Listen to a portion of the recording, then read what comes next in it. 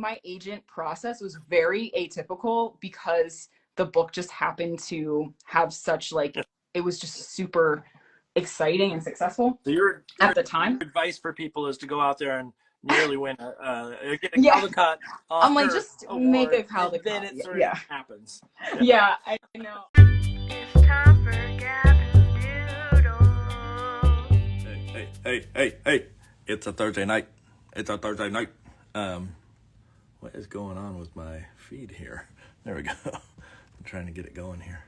I have my iPad is so old in the background, the one that's here. My live feed one is so old. How old is it? So old that it runs out of battery all the time, so it has to stay charged or plugged in all the time, and then therefore it runs out of more battery, etc., etc. It's the worst. Hello, everybody. It's a Thursday night. We're going to be having a special guest on in just a minute. Let me put in the Ask Us Anything in the there we go, in the feed, and I'm going to pin that. And tonight we have on a special guest that has been sort of a person that we've been following of recent and have been really excited to hear more sort of from them. And I'm not 100% sure how to say the first name, so if I massacre this to the artist, please correct me. But we have on Noa Denmon, who worked on A Place Inside of Me and has done, there's a Maya Angelou book that's, I believe, coming out. Could be wrong, but we'll check on that one. And then done some books, like book covers and lots of work for various sort of middle grade and things of the sort. And so we're going to have Noa Denmon on in just a minute. I want to give everybody a little quick update as well. We're in March now. And so that means that we're, I think this is the month that we started Gavin Doodle originally, which means that I think this will be coming up on 3 years total that we've been doing it every week for 3 years, which is nuts. And so I have to do the math. I don't remember. Maybe it was April. Maybe it was early April. Oh, I'll have to figure it out. But I will look that up. But this is exciting that it's been going on so long, and I appreciate everybody taking the time to join us and to listen and to watch. Our guest tonight will be tuning in from I don't know where. I tried to do internet research, and I couldn't figure out where. And so hopefully we'll find that out as we go along. And I'm trying to think if there's anything else. I'll be posting stuff as usual to YouTube after the fact. Generally, it's not happening immediately. It's not happening as immediately. It started April 7th. My wife tuned in. So, okay, so we're about a month out. It's close. It's almost 3 years. And so I'm going to be posting this to YouTube. I've been trying to do that every week, and sometimes I forget until late in the game. Let's put it that way. I'm not always on the ball. And so let me see if I can get our special guest in tonight, and then we can get working, and we can chat and find out more about each other. Ooh. So let me try adding our special guest. So give me 1 second. And I see there on Instagram. Here we go. Ready? Cross our fingers, cross our toes, cross our eyes, and pick our nose. There we go. Hi. Hello. Hi. It's nice How are you? Good. Thank you for joining me. Now, you have to, okay, tell me, is it Noa? Yes. Okay. It's Noa, just dark. Yeah. Okay. It's one of those ones where, like, it's such a short, like, there's only 3 letters. And I've had students in the past and people that I've known in the past where it's like 3 letters and it's got this, like, really, like, nuanced, beautiful, not that Noa isn't beautiful. Let me back up. But I just want to make sure I got it right. Talk on my, no, I was kidding. No. I think that like it can be complicated sometimes just because for some reason without the H people, I don't know. It's just like, it sounds like it's supposed to be much more ornate or something, but yeah, I was like, it's going to be, I'm horrible with pronunciation and especially when things have an accent mark or those kind of things, like don't count me out. I have no, I have no ability. No. But, and then the other question I had for you, because I was trying to do research and a while back when I first found you, and I still, to this day, I have not been able to find out, not that this sounds creepy, where you're located. Ooh. Great. Let me go knock on your window. Hold on. Knock, knock, knock. I know. I'm located in Pittsburgh in Pennsylvania. Okay. Yeah, that's really interesting because I thought that it was on my Wikipedia page or something. I thought it was more, or on my. Might be. I was going to like website and like book sites, and so like I don't have a Wikipedia, so I normally don't go to Wikipedia as like the go-to. But if you have a Wikipedia, that's pretty cool, honestly. Well, honestly, I didn't create it, and I don't love that it exists. I was like, I think that they just got, I did an interview a long time ago for magazine or for Pittsburgh, and I think it was created from that. And I don't know. Anyway, I honestly, I don't love that it exists, but it does. It does. I mean, does it say like personal stuff, or is it just sort of like you're an illustrator and? Yeah, it says personal stuff in the sense that it says my age and it says that I'm an illustrator, and I think it says the books that I've made, but I haven't looked at it in a few years. Like maybe it doesn't exist anymore, but I remember there was a time where it was there. Age thing is probably like the creepiest. Like who needs and that? Also, how do you find that out? I don't want to know. I don't really want to know. It freaks me out too much to think about, but yeah, I'm pretty certain that they got my like birth date year correct, which I was just like, that's strange to think about. This is sort of sparking, I don't know, me making that comment about like it's kind of creepy is sparked because I had a student today tell me my address. Oh, wow. And they're a fine student. There's nothing wrong with them, but like it's one of their things where they like to figure out where their teachers live, and it's like I don't like the fact that you knew it, and they found it really easy and a lot of information on the internet. And so I'm like, was it helpful for them? Did they do that with all of their teachers? I guess so. I don't know. It's a cool student. I don't have any problem with them knowing where I live. It was just caught me off guard that they knew a lot of information because I was kind of like, prove it. Yeah. And then they proved it, and I was like, where are you getting this stuff? I want to like stop the flow of information on it. Not that I care that they got it, but I need to stop it for other people. Yeah, you just want to know where it came from. I don't blame you. Weird conversation to start the night. Well, I mean, it's top of mind, you know, with everything going on with like data and stuff. It's just kind of like everyone's thinking about it. At least I have been for the last, few months, just in terms of, wow, it is crazy that a lot of information is just available. The presence that we have in these times out there. So now, first of all, for those that are tuning in, can you give a quick sort of rundown of I can relay what I know, but I know that you're going to know it a lot better than I will. And so can you run down a little bit of sort of who you are, what you do in your words? Yeah. Well, my name is Noa Denmon. I am an illustrator. Yeah, I'm an illustrator. I do primarily children's books right now, but I did start out and I love doing editorial. I truly it's just very fast, and I always feel like I'm kind of a perfectionist. I just want my stuff to look the same throughout all of deadlines, and that's just not the case when it's so fast. But I love all kinds of markets for illustration. So it's just one of those things I'm trying to get better at. I'm just trying to get better at being fast. Where did you start out in editorial? Did you start out in picture book? Where was the beginnings of it all? Well, I kind of started out in both. Like most people who go to art school. So I guess I'll say part of that. I went to the University of the Arts back when it existed, and it was a really at school, and I'm really grateful I went. And now it no longer exists.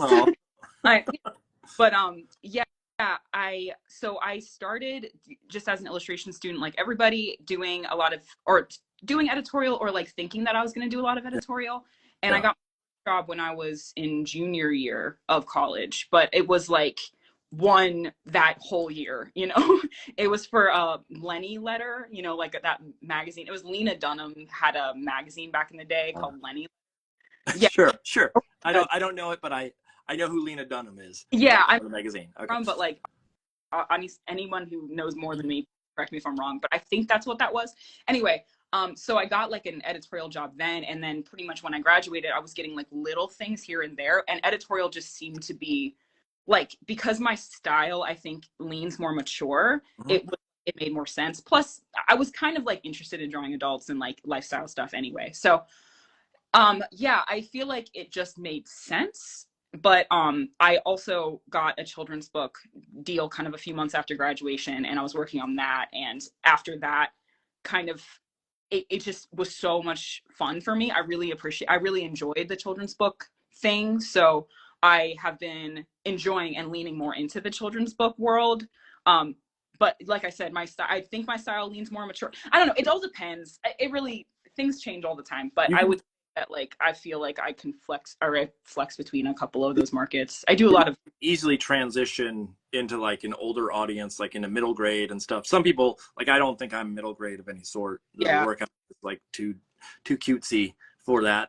But like, I think that the work that you do is on that like cusp of like, it's picture book, but it's also like even you know, reading A Place Inside of Me, looking at this, like the content alone and some of the imagery is really, really dense.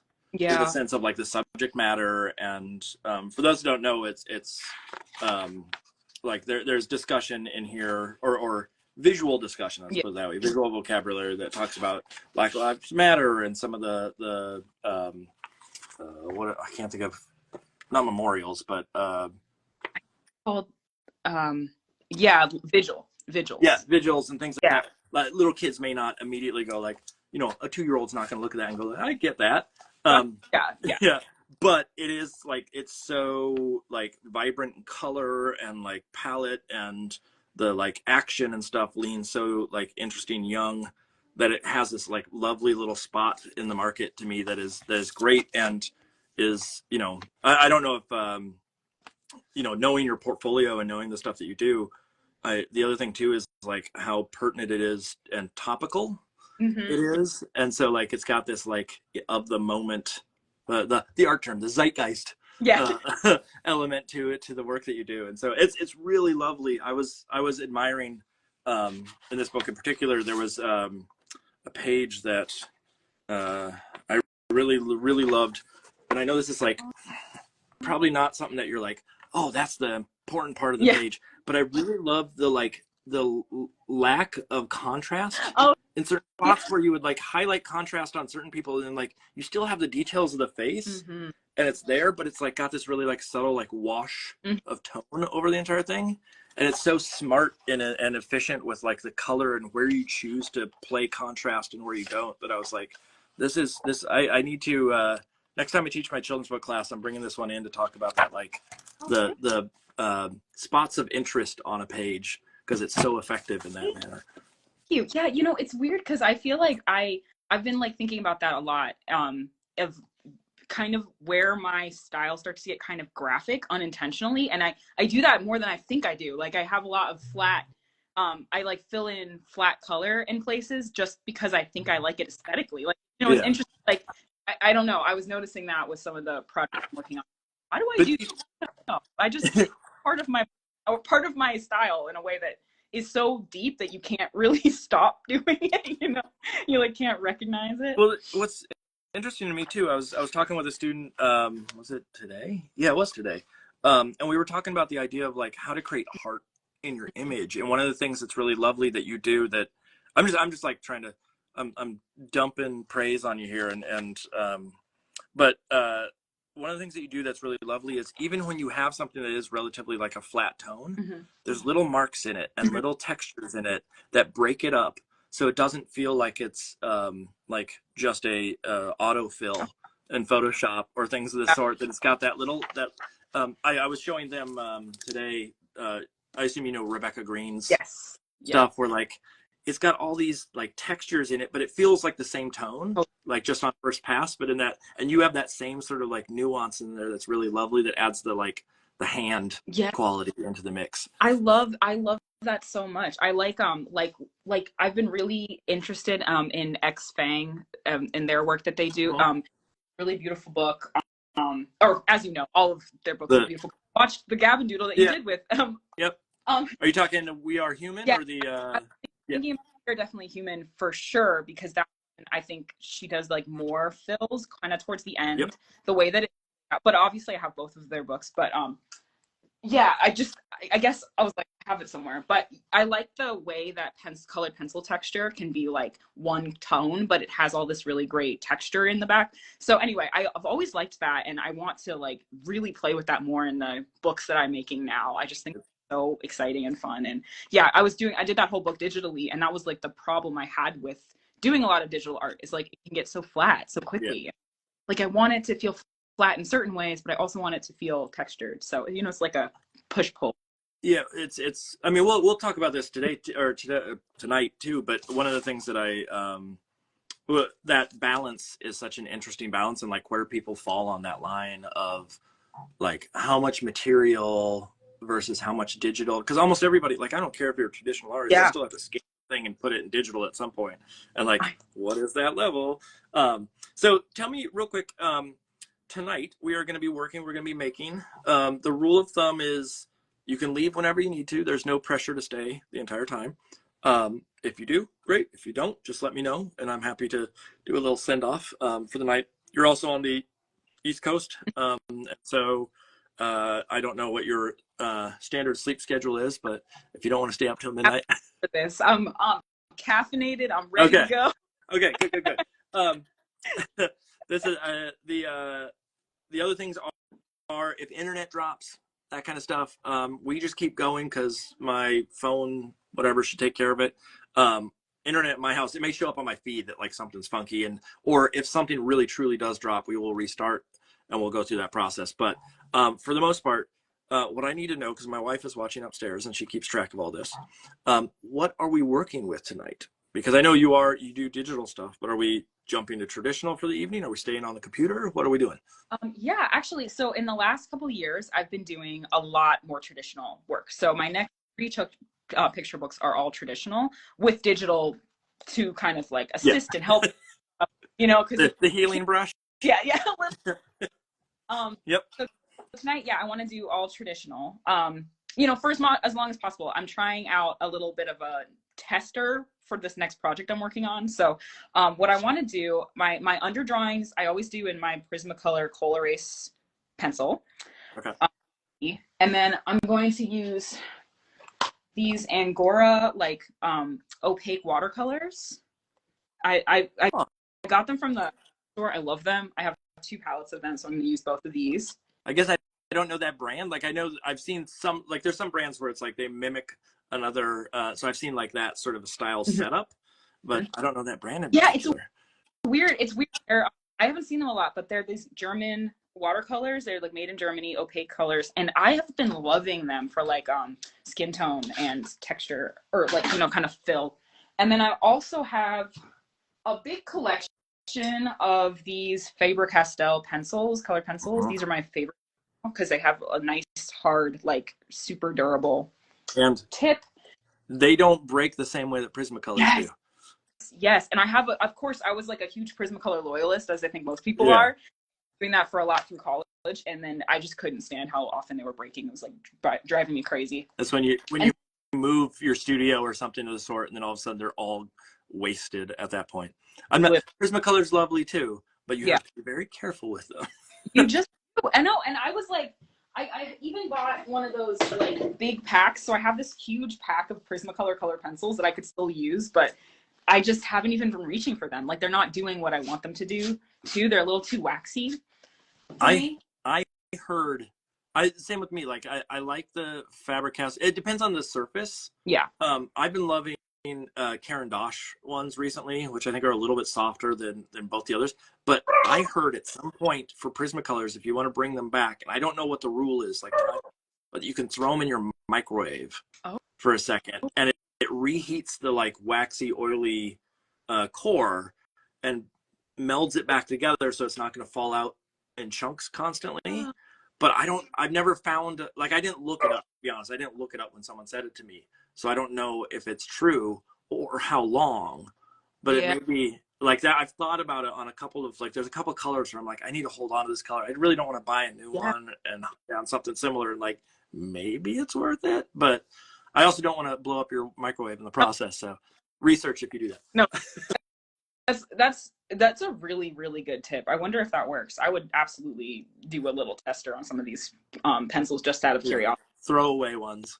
Yeah. Yeah. And even these Prismacolor col-erase, I love these pencils. But every like 3 or 4, you get the every time you sharpen it, it like splits all the way down the pencil, and I understand how that happens. I'm like, I just don't get it. I think it like, I don't know, something about this wood. Anyway, or maybe it's how they glue them together. It's how they make the pencil. Oh, there's really 2 sides, and they put the lead in, and they sandwich the 2 sides together with glue, and it's probably that seam that's breaking. That's totally probably it. I wonder, yeah, is it like this where the color changes? Yep. How it's made. Go watch How It's Made. You can see.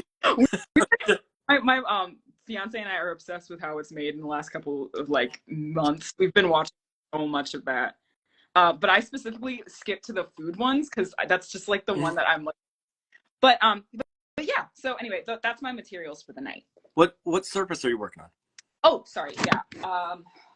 I'm using this Vision watercolor watercolor paper. Okay. Yeah. Vision. What's the Strathmore? Strathmore. Okay, that's what I was trying to figure out which one. Yeah. It's like 140 pounds weight paper. That's cold. That's big watercolor paper. That's a big pad. Yeah, I've been using. I used that for my last children's book I finished, where I was like doing a bunch of the backgrounds and kind of separating everything up. And yeah, this is like the perfect way to get like a big wash. That was my like. I work big all the time too, which is like another reason that things take me long to finish. Like I worked way too big to get detail. What's this is like one of those, it brought up like this big, I know people are like, when are they going to draw? We will. But okay, so here's a question for you. It's a question that I've always I've been challenged with, is especially if you're doing traditional. Well, if you're doing traditional, it's not just especially if no one, I don't think this is a digital problem, but the scale at which books are made and how big you work, it's cool when it's a single page. Yeah. You can keep it relatively decent, but when you get to a spread, if you want to scale up of any sort to get detail, I work on one of those like drafting tables, and it's only, it's maybe like 36 inches wide or something. It's not huge, whatever it is. And then all of a sudden you get this like 30-inch wide spread, and there's no room for all the other materials that you need. And like, if you have to turn it, it's such a nightmare. Do you have that same problem, or is it? Oh my God. I will show you this, because I think I can get away with it because it's from the side. This is the size of one of the pieces I'm working on right now. That's huge, yeah. Yeah, it's enormous.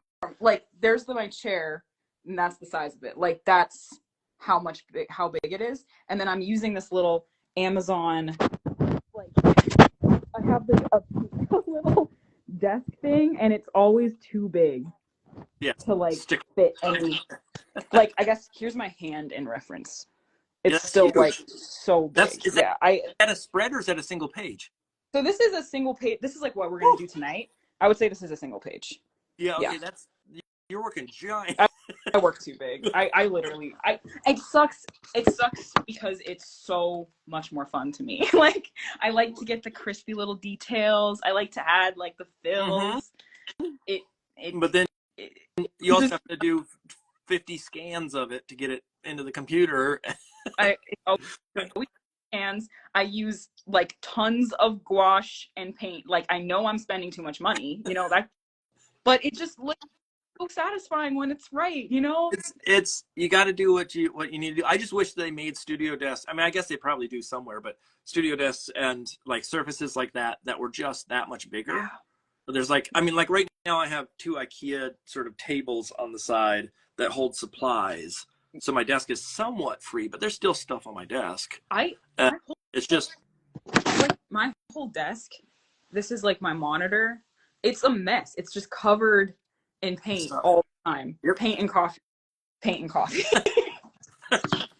Okay. It's not a clean process, but it's my process. I don't know. I'm not a clean person.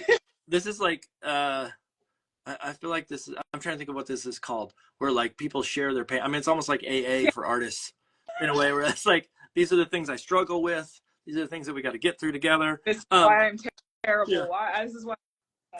Yeah, no, it does feel that way because it's like it's frustrating, but it just you haven't quite hacked a better way. Like sometimes how it works, and it is a little bit of a superstitious form. Like you don't want to mess it up to like do something that you're not comfortable with. So I'm like, this works for me. I'll keep on it for a little while, and when I feel more confident, I'll change up and be a little bit more professional and organized. Going back to sort of info to put up tonight for people to see, what are we actually making? Okay. Like I know that you showed us, but like what is it that you're actually making tonight? It's a personal piece. I'm actually it's a sketch that I made on my iPad years ago at this point, and I never finished it. And I was like, you know what? I'm gonna just like finish it traditionally because I'm trying out a new process for this next project book on, and I want to kind of like try it out. And I want to figure out if this process is gonna do what I'm excited about. You don't want to try it in the middle of the project? Not at all. No.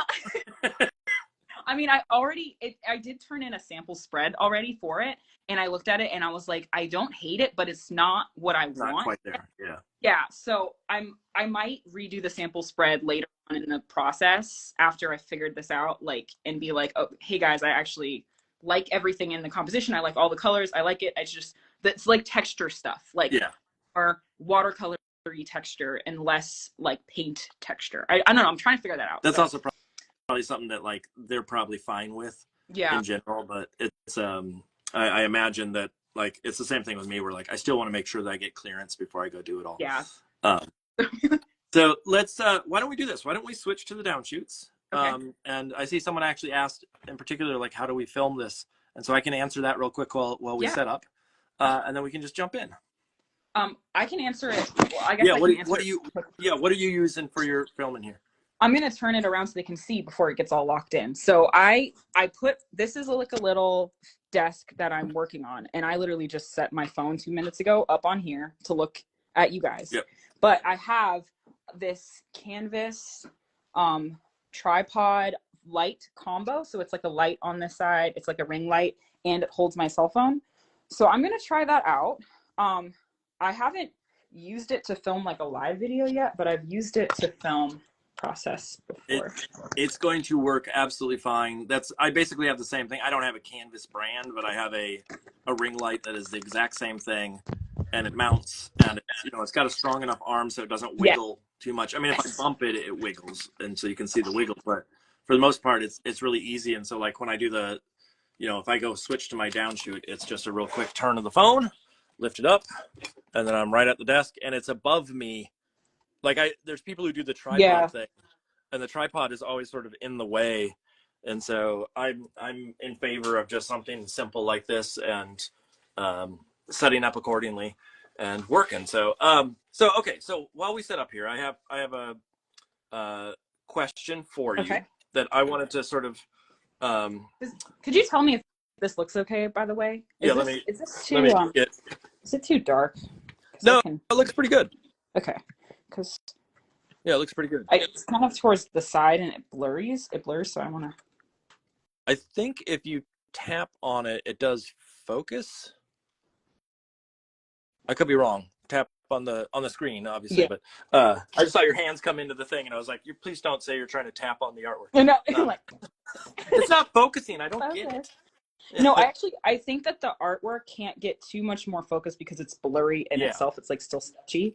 But I'm trying to see if do you need like all edges of the art with that, or is it? Okay. No, work how you need to work. As long as people can see it and it's not upside down. Yeah, we are good. I'm not that particular. I'd rather you be comfortable working than trying to sort of find some crazy solution to get everything on screen. And I think that I'll change it up a bit if I'm when I start painting it or filling it in. I'm gonna this is up right now, and I'll probably push it back down, which will be better to see. Yeah, totally. Anyway, so let me ask you a couple of questions because I want to find out a little bit. In particular, like you had mentioned this at the beginning, that your work tends to have a little bit of a lean a little older. Mm-hmm. And I know that like some people might say, "Ooh, that's a bad thing," or like, you're in a kidlit. How could you go to an older audience? Or like, why would you do something that's? And I think that's sort of a silly statement. Like, there's some people who think kidlit is supposed to be just cutesy and done. Yeah. And there's Yeah. this idea that like kids can't handle really dense topics, and that's totally not true. Yes.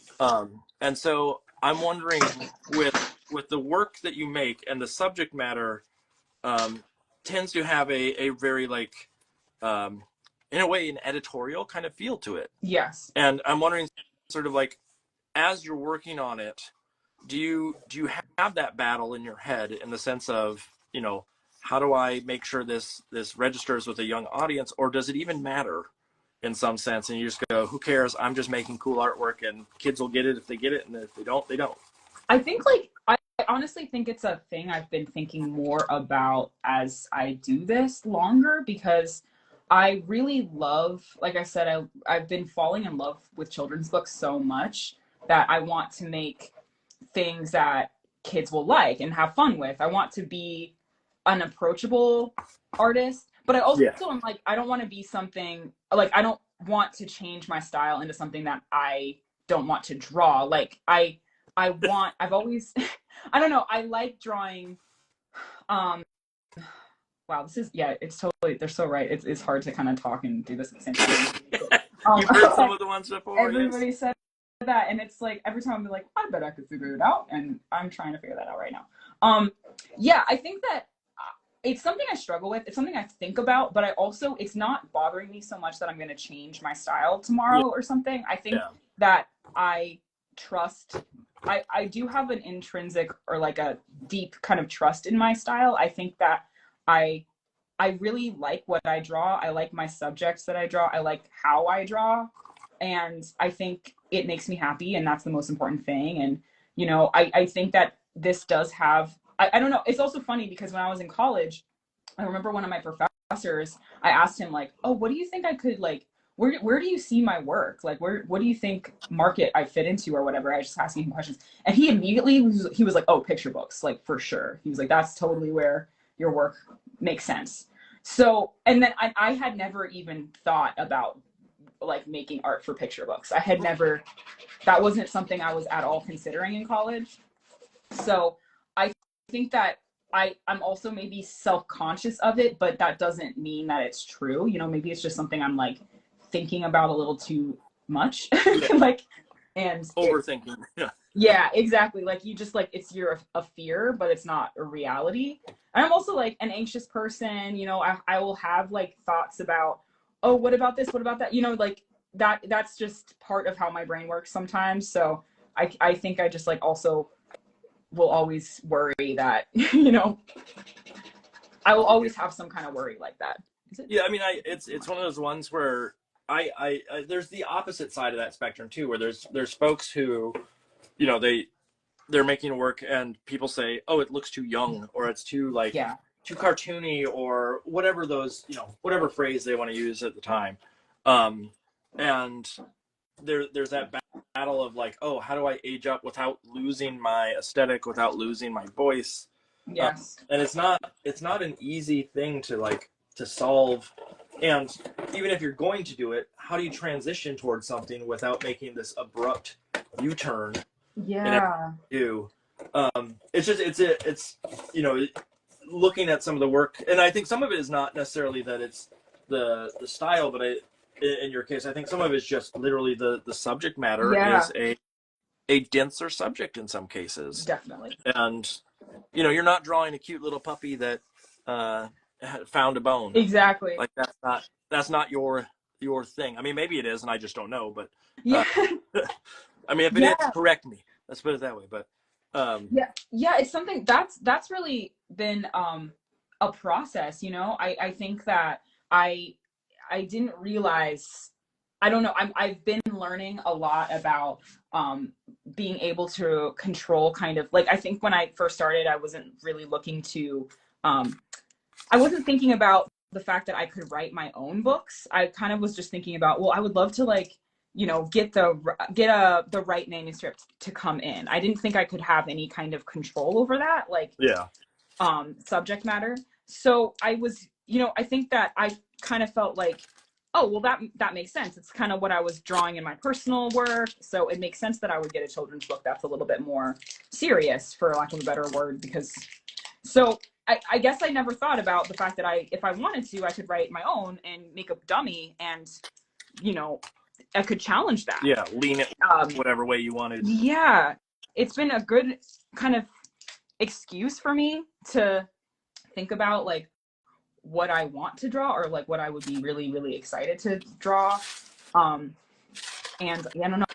I'm still figuring some of those questions out, you know what I mean? But I do think that at the end of the day, I'm very grateful for the projects that I've been given, for how serious they are, because I think it's been really wonderful to like open up conversation in schools. I think it's been great to meet with some of the authors that I work with, you know, like my Zetta Elliott in my first children's book, like she's just wonderful. I've been loving having children's school visits with her on occasion. Like she's just an excellent contact and somebody that I'm so grateful to know, and a mentor in a lot of ways, you know.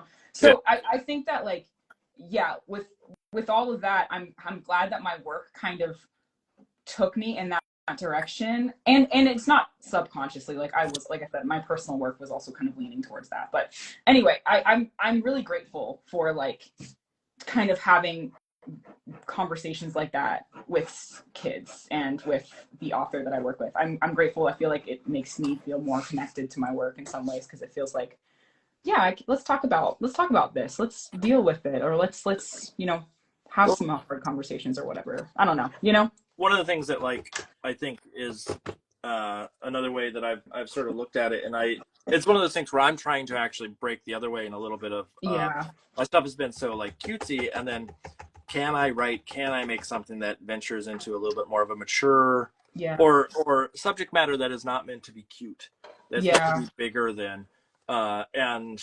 it's a battle, because it's so ingrained in me. Like, well, I'm just gonna put googly eyes on it and call it a day. But one of the things I was thinking about, like in particular when reading through some of the work that you have, and just thinking about like the idea that every kid has the same sort of experience, and every childhood is like innocent, or you know, or that they don't have to deal with real problems, or is sort of just pleasant, or just such a falsehood. So it's one of those things where like I need to wrap my head around it probably in a different way too, just because I've been living in a world of cute, or overly cute in some instances. It's like important. I think I like the fact that there is room for both, and that kids want both, you know, in some, or maybe just, I don't know, because that's another thing I've always been like, do kids even like my book? Like, I don't even know if this is for kids or adults. Like, I don't, you know, like there's those questions too. But I don't know, maybe it's good that everything can exist, and everyone can have like a little space here. And I don't know, I'm trying to like kind of come to terms with all of that stuff too. Like you can't, I think we all want to be every kind of artist, and it's like we can't be. We have to there's a reason that we all have space here, you know. Some people draw that stuff and some people don't, and that doesn't mean, you know what I mean. I don't know, but it's hard too, because like even in school, you know, we're taught to like, hey, don't put yourself in one category, you know, like learn a lot of different things and try and branch out. And I do very much think that's important, and like I'm really grateful for like trying to explore, you know, and not just like pigeonholing myself. So I don't know, it's like I said, it's something I'm thinking about all the time, and I don't really have like full finished answers or thoughts on it, but it's definitely like a thing to work, like, I don't know, have a conversation about all the time. So let me, because I don't want to sort of delve into that solely as like, here's the only thing about your work. I want to find out a little bit about sort of the history of your experience with picture books. I mean, it sounded from what you said about the sort of like the teacher that you had at UN. Did you have knowledge at the time of a love of picture books, and you just hadn't connected the dots of like, oh, that is a market that would make sense for you? Or was it something wherein like you didn't really grow up with a lot of picture books, and you didn't have the deep connection to them, and so it was really out of left field? Because some people have that, like, I grew up with these things, and it's just I've known since the beginning of time that this is the direction for me. Yeah, definitely. I loved excuse me, I loved picture books for sure. My mom was the type of mom who loved reading to us before bed. And actually, all of my grandparents loved reading to us too. We actually, in my mom's, like my mom's mother, my grandmother on her side, she had a huge collection of children's books. It was like actually really interesting if I think about it in retrospect. She had like 3 bookshelves of picture books. And there was this one, they were all like the oldest children's books in the Yeah. world. Like they were all from the 70s. They were all like old and kind of beaten up. My mom has 3 other siblings, so that, you know, it was a relatively large family. So there was a lot of kids around, and There's these a lot of books, wear and tear on them. yes, I think they were really used. And then she also had like a huge amount of Dr. Seuss books. I think that they had some sort of like real big obsession with Dr. Seuss in that house before we were born, my sister and I. Yeah. But there was one book specifically that I remember, which was like about a horse who was wearing shoes, and I thought that was like the funniest book and and we like made my grandma read it to us over and over. My little sister and I are really close in age, so like we would kind of both be there for bedtime and stuff. And I remember grandma reading to us these books, and then as we were getting older, you know, my mom read a lot of Roald Dahl books to us, and she did all the voices, and I loved that, and that was super, super exciting and like theatrical. So yeah, I think picture books and children's books or whatever, you know, books were a big deal. And my sister is a writer, so and she was such a like storyteller. So like telling stories, picture books, all that stuff, like it kind of really went hand in hand. I think we really both loved like that kind of content. We loved storytelling. Yeah. I didn't know that I wanted to be an illustrator. Like I didn't know I wanted to be an artist at all until I was in high school. So I think that I never thought about the art in a serious way outside of like entertainment. But I also thought about like I also thought about writing for a little while. So I think it was more of the stories that got me as a kid than the illustrations. And yeah, I guess I just never really thought about it as like a real career, you know? So something switched though, the trigger of, and not just like towards art or towards picture books, but more so like the instead of writing, that the art sort of took dominance or yes, became the star in a way. Yeah. Was that something that happened because of college, because of high school? Where did that sort of spark? Yeah, that happened in high school. So in my what am I trying to say? Okay, in my city, there is a creative and performing arts high school, and that's where I went. But you can't go unless you apply and get accepted. So when I was in eighth grade, what city are we talking? Pittsburgh. Yeah, when I was growing up in Pittsburgh, I was thinking it's not the Fame School, right? That's it. No, no, it's called Kappa, Creative and Performing Arts. Okay. School. Yeah, I know, but it kind of has similarities. Because there was a dance major, a vocal major, music majors, and then there's art and writing. So when my little sister and I both grew up playing a lot of music. My father's family are all musicians, and I was like extremely not into the music thing. I was very frustrated about practicing. I didn't want to like do my homework in that way. So when I was, and my grandma's a music teacher, so that's why. So when I was 13, I wrote her a very like serious letter that was like, Grandma, can I please never play music ever again? I don't like it. I'm so sorry. I don't want to offend you. Like I was so scared to give her this letter. I remember like thinking, like kind of dreading having to give it to her. And I kind of quit music, like doing that. Yeah. By doing that, it said to her that Drew was going to play music and I wasn't. Drew is my little sister.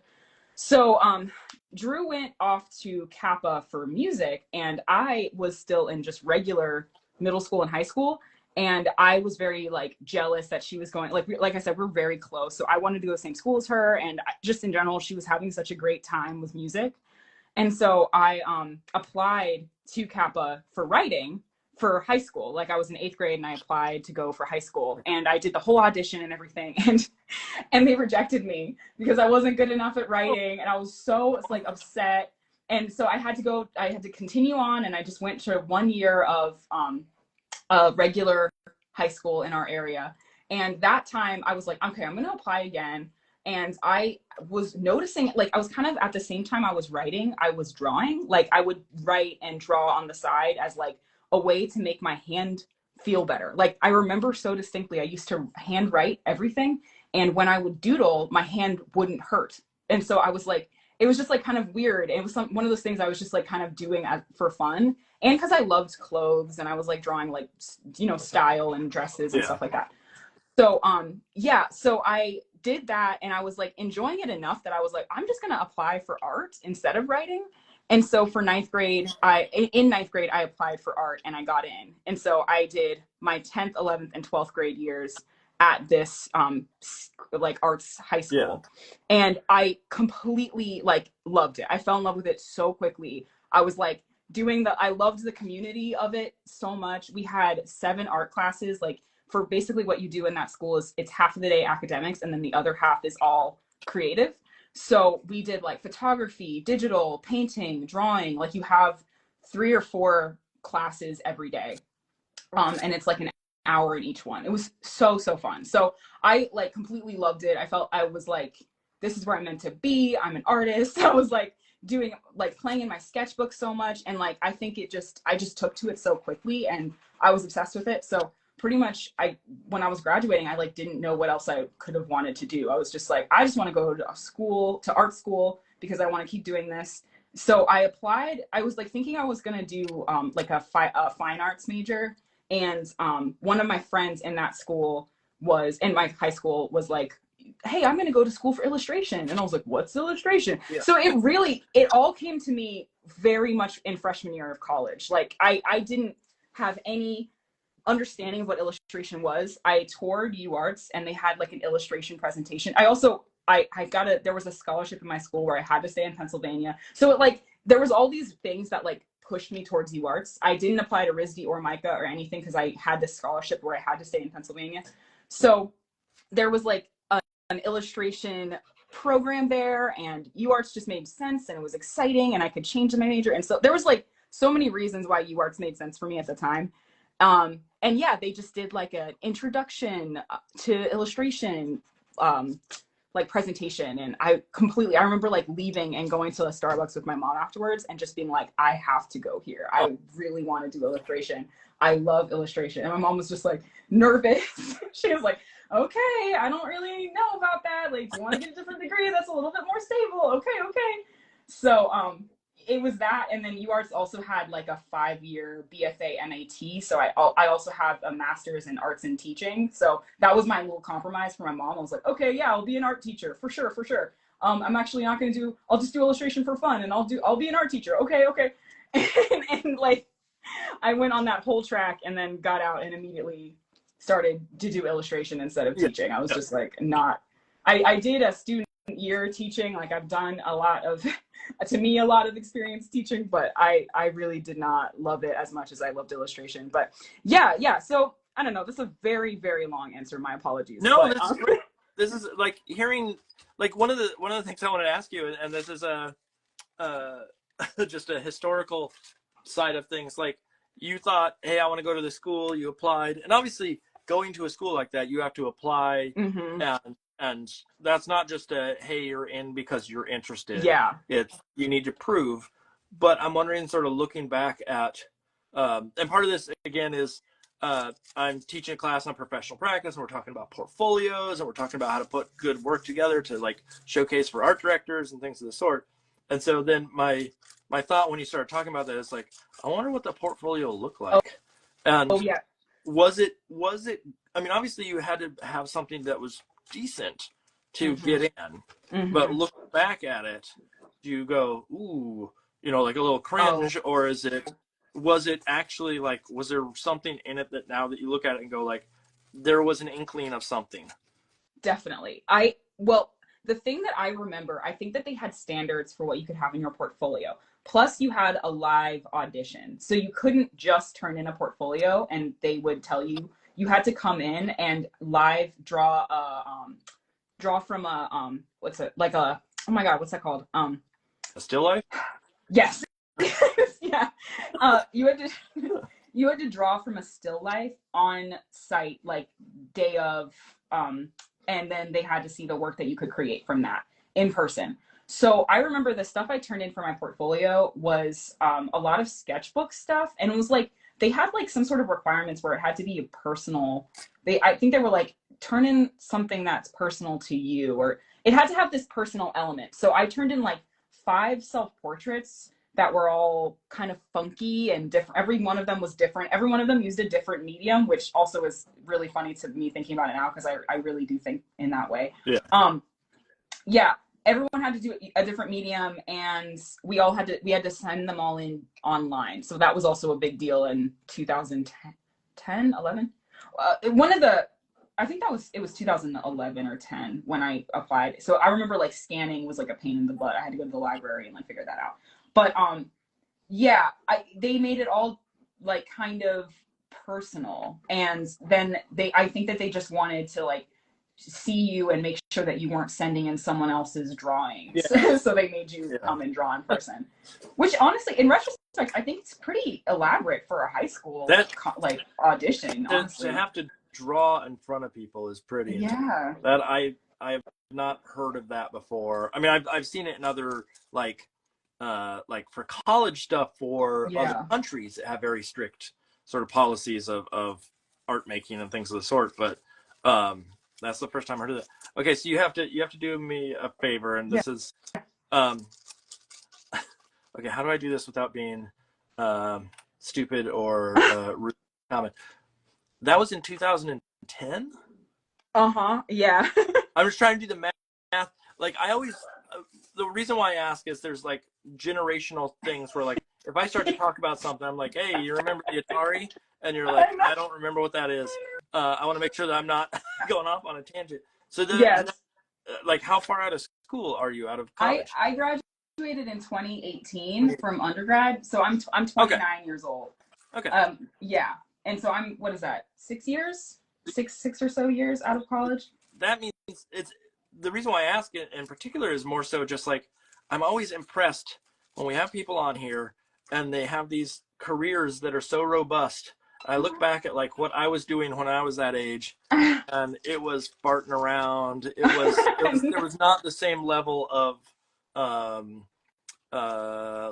experience or care that I see and stuff like, you know, in your case, or like last week I had on Madison, who is a former student of mine, who was right in that same age range, and I'm like, it's amazing to me, you know, hearing the number of books, and I'm like, I wasn't doing books until I was, you know, in my late 30s. You know, honestly, I think that I really, and this is a nostalgia thing. Like, I really miss the Instagram of our college era. Like that, it was a golden age. Like with pre kind of algorithm issues, I feel like we were all sharing so much art online at the time, and it was getting such views or visibility. I don't know, but and not to say that's 100%, because we all worked super hard in college and high school, and like that is really real, and there's a difference between a lot of that. But I definitely think that I got a lot of I don't know, I think I got a lot of attention in college with my art, and that was really helped to kind of push me into this career more. But I don't know. Again, this is me making excuses. I'm like, I can also just be proud that making people like it, because I feel like I've been working on it for a long time. Like I can say that. Talent is a major part. It's just interesting to me, like just the fortitude and that was a big word for me right there. I have to think about what that meant. But just, it's really, really impressive to me, the sort of experience and the understanding of the industry and stuff that took me a long time to wrap my head around. And I'm always just floored at the skill level of students and the experience. Like thinking back, since I'm teaching that professional practice class, like the stuff that was in my senior show, I show all my students my portfolio at the end of the year.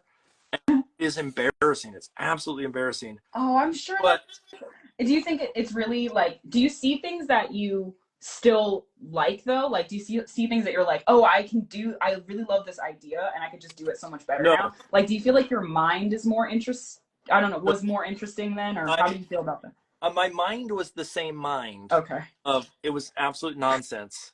Like I'm still an idiot, basically. Is what it boils down to.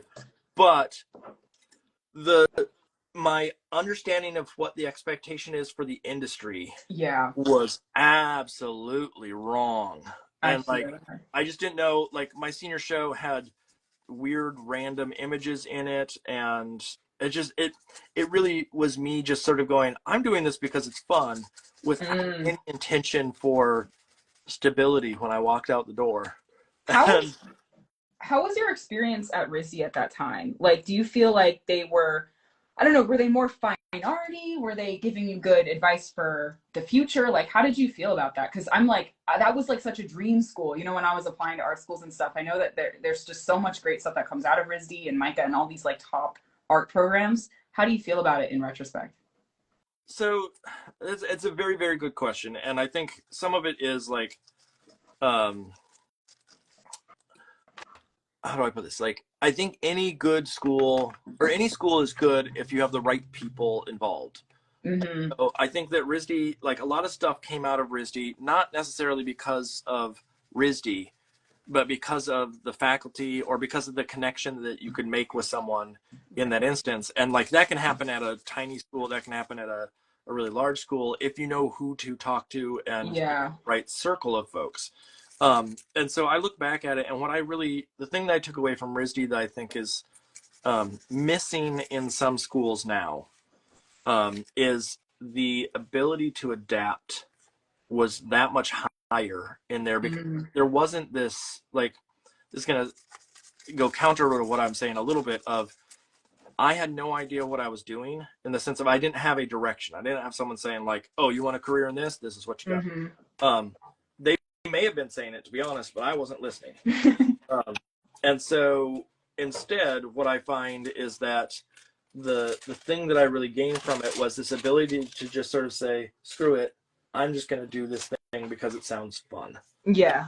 And or I'm going to do this thing because it's pushing boundaries in myself.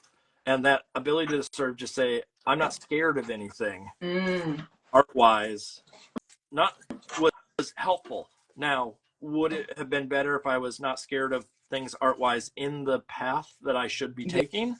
Yeah. Probably more so that would be helpful. But I would just do like, I'm trying to think of like random things. Like, I don't even know how to describe some of the stuff I did.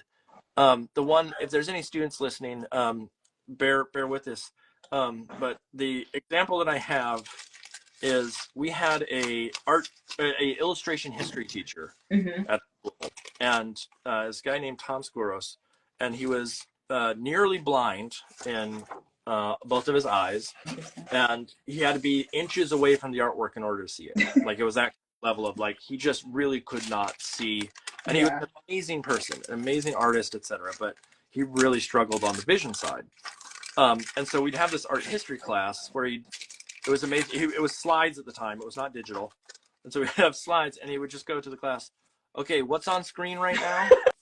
And, Oh no. and we would That's go, kind of... oh, it's a guy on horseback, some cowboy. And he goes, oh, that's a NC Wyeth piece. That is the blah, blah, blah. It was Oh created this wow. year. He just knew it so well. But at the end of that class, he said, okay, I need everybody to make a piece that is representative of some concept that you learned in this history of illustration class. And what I made, was a weird flat graphic sort of comic thing that had, I'm going to guess, 4 or 5 obese men with bald heads with milk shooting out of their nipples sitting on. Yeah, exactly. I can DM you the image after this so you can see what I'm talking about. I would love to see Yeah. that. Oh my But gosh. like that was What? my mindset. It's just like, it'd be really Yeah. funny if I just did something that had these. And of course, he graded it at some point. I don't know what he said. Like, I don't know what he thought of it. I didn't care, to be honest. I was just like, this is funny to me. I just want to draw these guys sitting on stumps with milk shooting out of their nipples. That's so And interesting. That's so interesting how your brain was like, that is something, like, you didn't think that it would be fun. I don't know. I guess, did you feel like like it would be, I don't know, was that an era where people weren't like talking to you about it being inappropriate for class or something? Like, I don't know. I guess to me, I would just be like, this is explicit. Like, I don't know. I mean, it I wasn't. Maybe that. It was so cartoony that I don't think it was really explicit. Oh, okay, It it wasn't like as maybe as detailed as my brain is picturing.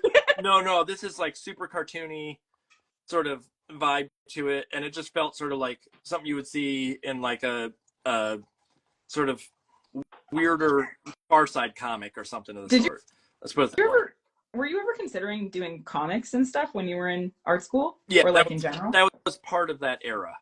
That was like what you wanted to do. Range. And so, I did this thing, and it ended up in my senior show, and it was next to like some album covers that I had made that were all handmade. None of them were done on computer. Wow. There was like also some weird like harmonicas that were wrestling. It was absolute nonsense.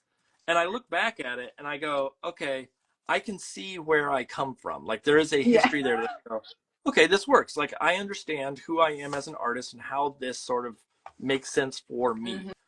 But, I look at that and I see my students who I'm going like, okay, so if you're aiming for this market, I want you to understand how to create a spreadsheet so you can understand your overhead costs and blah, blah, blah. Like, it's become a very different vibe in the classroom. And so like, when I whip out that piece that goes, they all see this bunch of obese men milking nipples, it sells well to the class because they're all like, why have I been studying with you for the last 40 years?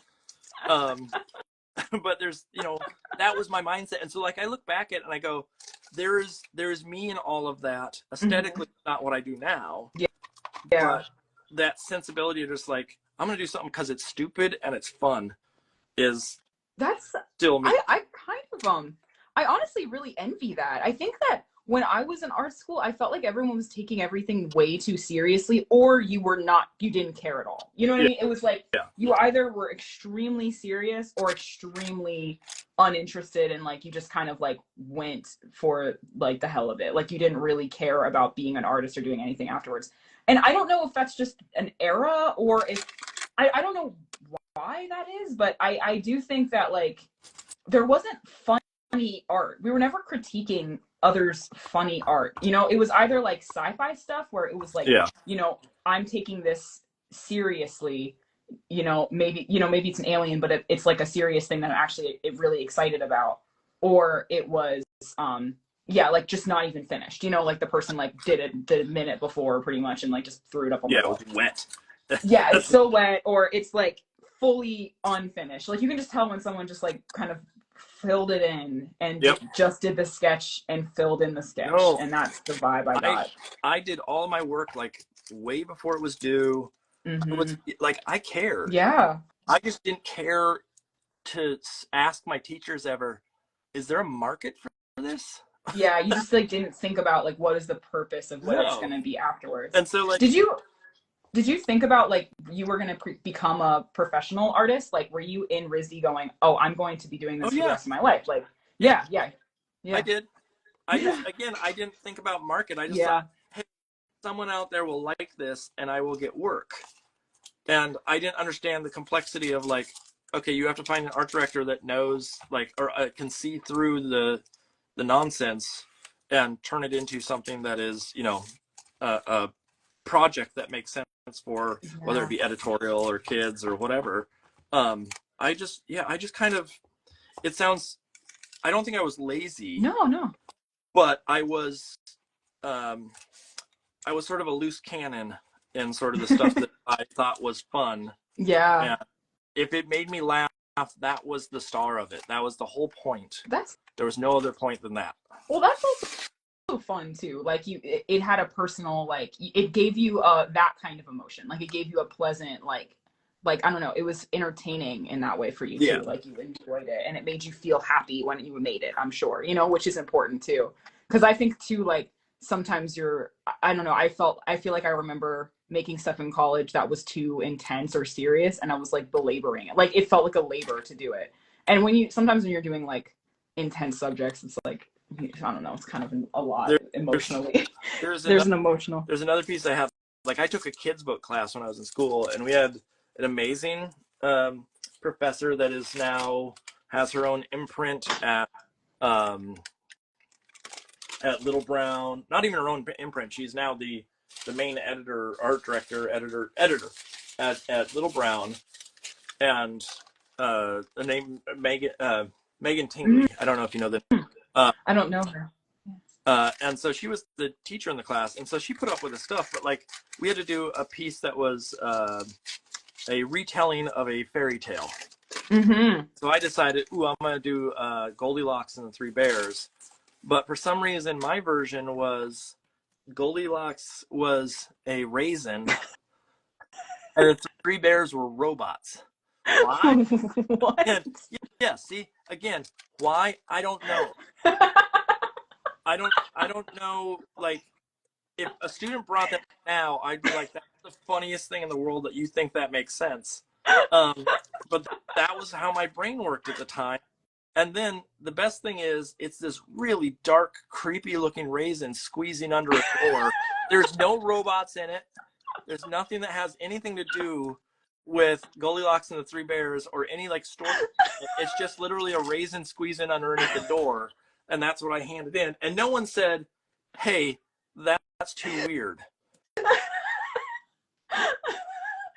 I like, how do you even say, because I think like I can tell by, I don't know, you clearly, like you saying like it's not like you turned in the work late or No. if it was wet or something. So like, how do you tell a student who is clearly like doing the work On that their own is wavelength? weird?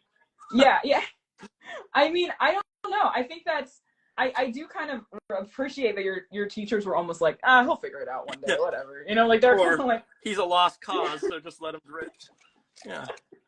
I just feel like they were like, I don't know, maybe they were just a little bit like, this is a class and a class is a safe space for you to just draw your raisins in bears and robots. Like I kind of understand that and in a way respect it. I mean, there were people that went to school, and did you have people in school that did that kind of stuff in general? Like we had a guy that was, in my opinion, was one of the funniest illustrators, this guy named Hal Lee, who I don't know what he's doing now, but some of the stuff that he would hand in was so weird and out there, and I just didn't know how to talk about it during crit or anything of the sort. Yeah. But it was so good because it just like, it was one of those ones where you go like, how does his brain work? I feel you. But I feel like that doesn't happen as much in school nowadays. Yeah. Or maybe not in the illustration programs proper because it's become so business. Yeah. Well, I think like when I was in college, there was this real aesthetic that I think I remember people just being, I don't want to say that it was, how am I trying to phrase this? I think there was an aesthetic that was really trendy. And again, it's not a bad aesthetic. And I still think there are plenty of illustrators do this, but I just feel like a lot of people were interested in that, or there was like more visual attention towards it, where art was kind of like 90s, like going back to like, what's the word? Kind of gross, like not to say like that, because that's not fair, but like maybe a little bit like dirty and like rough and kind of intentionally a little like crude. Yeah, but not like, I guess kind of like the naive art, but for lack of a better word. But it was a little bit more, I don't know, I guess grungy. I think I'm thinking more like grungy. Like there was a lot of halftone and a lot of like there's layering. Art brute. Yeah. Which is that same sort of sentiment of like, not necessarily that you're not skilled, but you're trying to make it look a little like it's been around the block a few times. Yeah, I think that we were all like really like learning Photoshop, and not to say that Photoshop had been obviously, as you know, around for 20 plus years before we were in art school or anything. But I think that, there was like this exciting texture playment. Like I think we were all, or playfulness, like we were all playing with texture a lot. I think that was something we were all really interested in, and we were learning how to do like this tradigital idea, like, oh yeah, well, what if you use the brayer roller on some paper and then you scan that in. Like, I think that was like very much the aesthetic of what you do when you're in art school, because it's like learning material and learning how to use all of the material that you have available to you. And that stuff is like, it's so exciting when you're a student, because you just like never really thought about that before. At least for me, I was like, that is so cool to think about. So yeah, I would say that there were students who were able to kind of do that stuff in a way that like shocked me, which it was like so layered and so dense, and I was just like, whoa, how does your brain work? Like that kind of, they had mastery over that really quickly, and I was envious of that. I don't think any of us made funny things. Did you say digital at one point? I said tradigital. Yeah. Yeah. Is that a term? That was like something I feel like we used a lot at that era, or maybe it really like it stuck out to me, and I've thought about it for years since, of like tradigital art. Yeah, it's a good term. I've never heard that term, but I like how it works.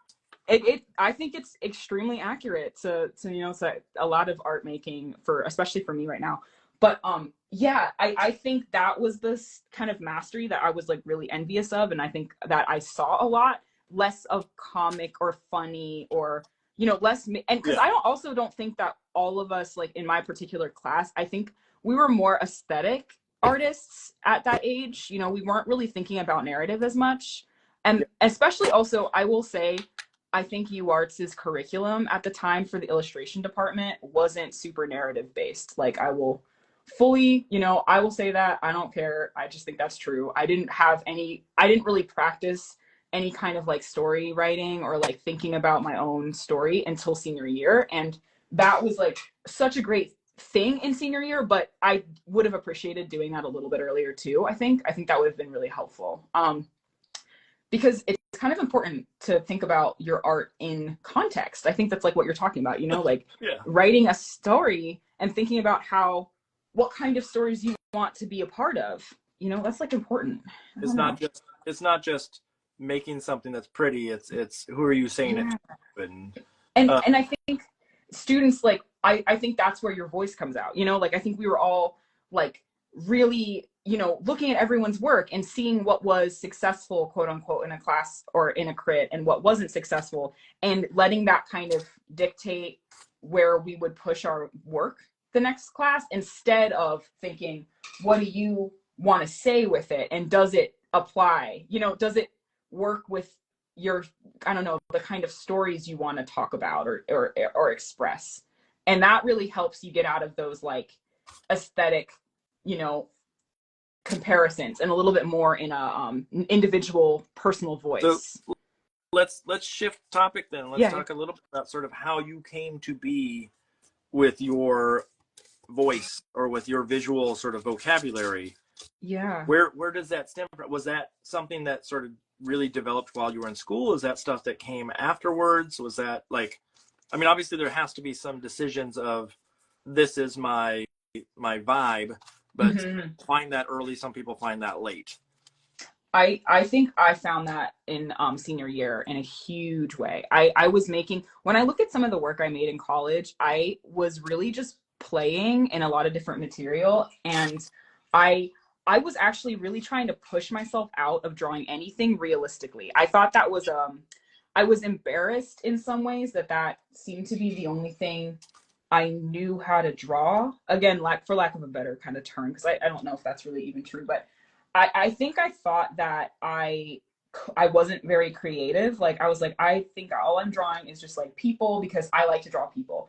And I was just getting kind of self-conscious of that. And I remember just feeling like, I don't know, like I said, like just feeling not creative. So senior year, we actually, like, we always had to draw a lot from prompts. Like, we would do a lot of editorial like challenges, like, okay, you have to finish this piece by the end of class, Yeah. And that was like junior year stuff that I really did not like, and I didn't like the work I was making, and I wasn't sure like where I was gonna fit in any of this market. I was like, I don't know how to do this, and like I don't really think I can make pieces successfully in that time frame, and what does that mean for me as my career? So I was just kind of like overthinking everything, And senior year, I was given a lot more freedom. My professor, like, our thesis assignment there was like a big thesis show at UArts called the Eli, and you're supposed to make 4 pieces, but it could be like a big project if you want it to be like some people made full books, but you make like an entire, like a large personal project. And then we had like a big gallery show at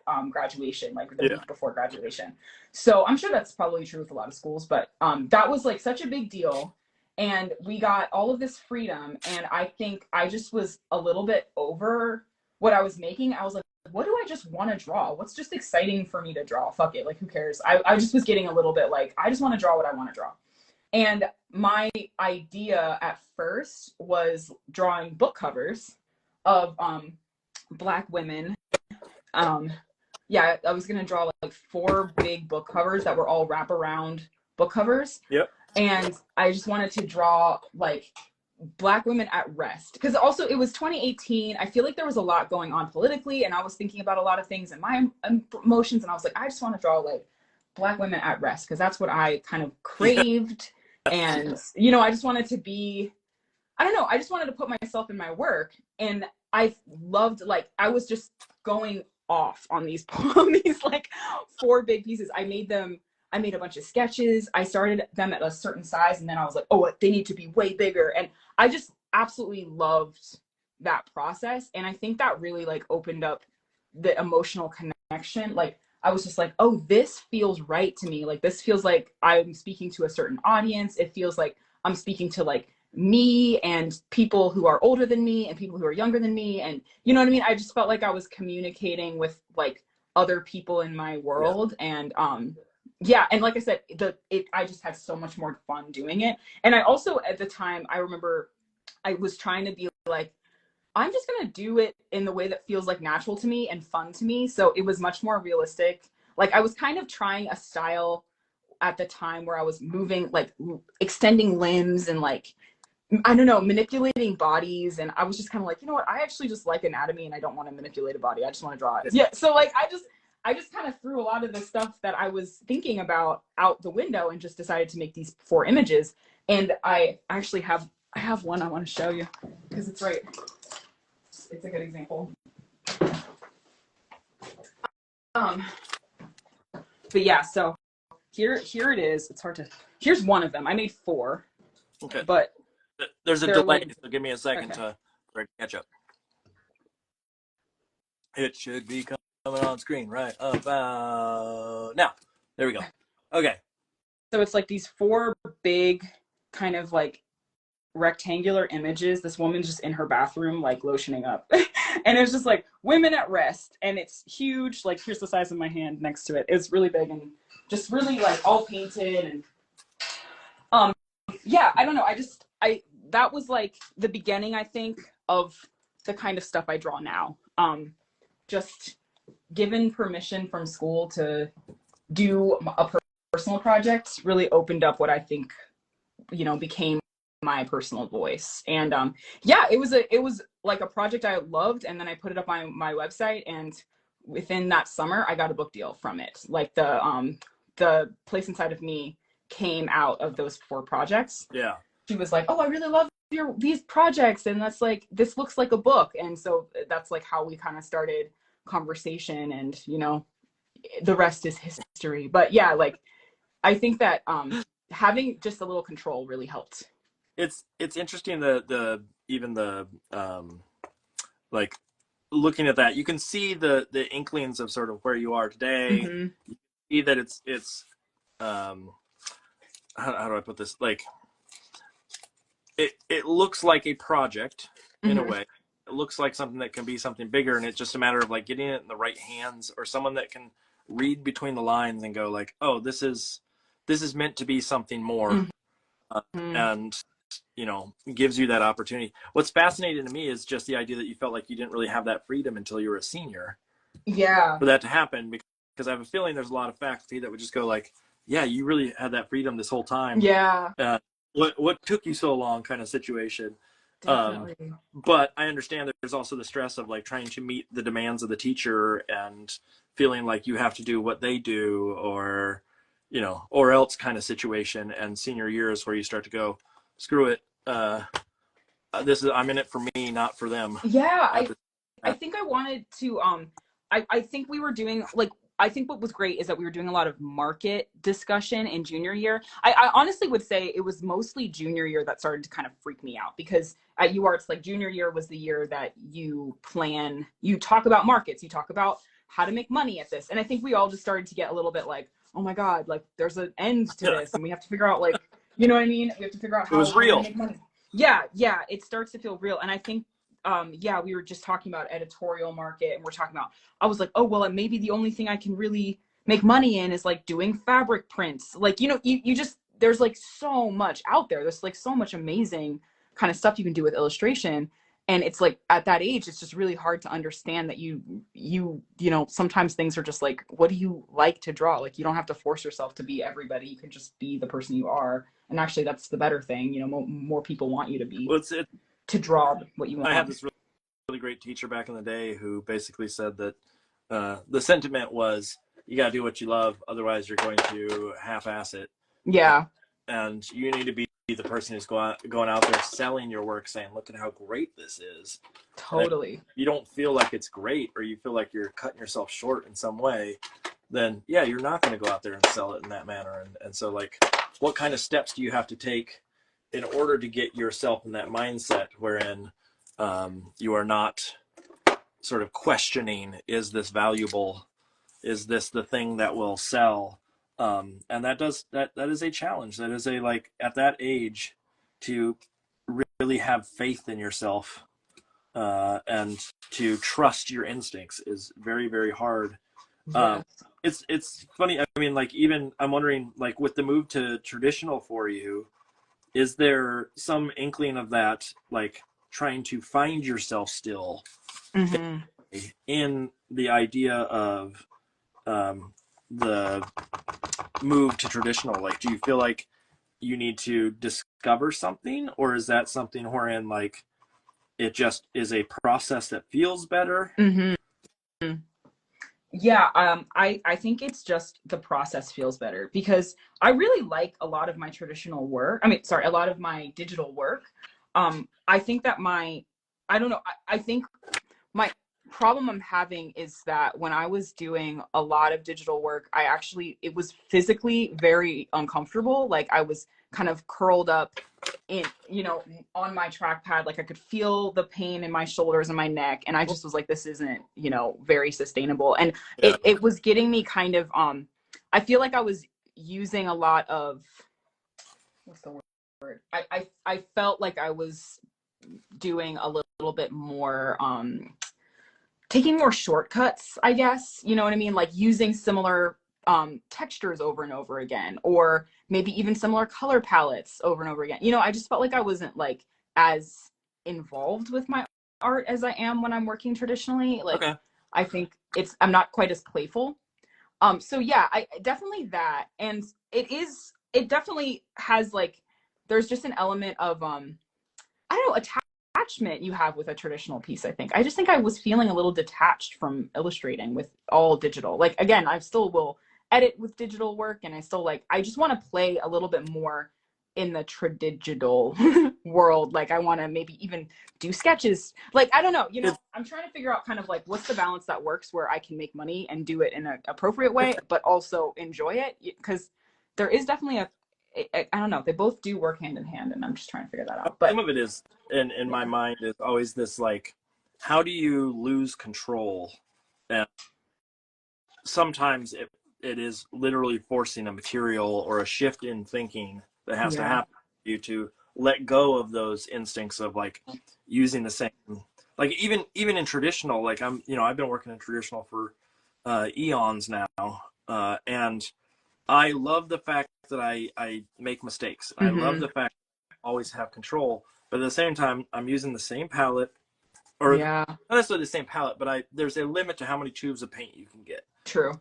And there's a brush that I like, or there's things that I fall back on that I go, oh, I wish I could make that a little bit more irregular. Even though it is a medium or a process that has that imperfection or that spontaneity that happens, there's still spontaneity happens in a controlled manner because I'm using certain control, or I control the factors where the spontaneity can happen. Mm-hmm. Like I put the boundaries on where the spontaneity can go, and that's it. Do you like, I don't know, I guess, that's a good question just even for you. Like, how do you stay creative in it? Or what are some things that you think about, like when you're feeling, I don't know, maybe uninspired or having moments like that where you're like, oh man, I've been using the same color palette over and over again. Like, I don't know, do you try and work that in, or do you feel like that has places more in your personal work, like on these Gavin doodles, or I don't know, how do you stay creative? Gavin doodles, good question. The Gavin doodles are definitely a place where that happens more for me because I see it really as a time to play. Yeah. And when I get into, projects, I tend to get a little bit too tight or too, like I get a little rigid in my application. And so the idea of these Gavin doodles was really built on the idea of just like, I just want to like goof around and draw and make. And in turn, one of the things I've been telling folks recently who are trying to figure out like, how do they set themselves apart and how do they do these kind of things? Like you have to give yourself room to goof. Yeah. And that doesn't always come easy to artists because they're always trying to like make work for somebody or make work for some like, unknown client, whatever it may be. Yeah. And so setting that time aside to say like these Thursday nights, I don't think I've ever worked on anything on these Thursday nights that's for an actual project. It's always just, this is doodling. And my doodle doesn't involve a sketchbook. My doodle it involves material and paint. But I set a goal, which is different than saying like, here's the client. Yeah. The goal is like, hey, can I do, can I try this color palette and mix these colors?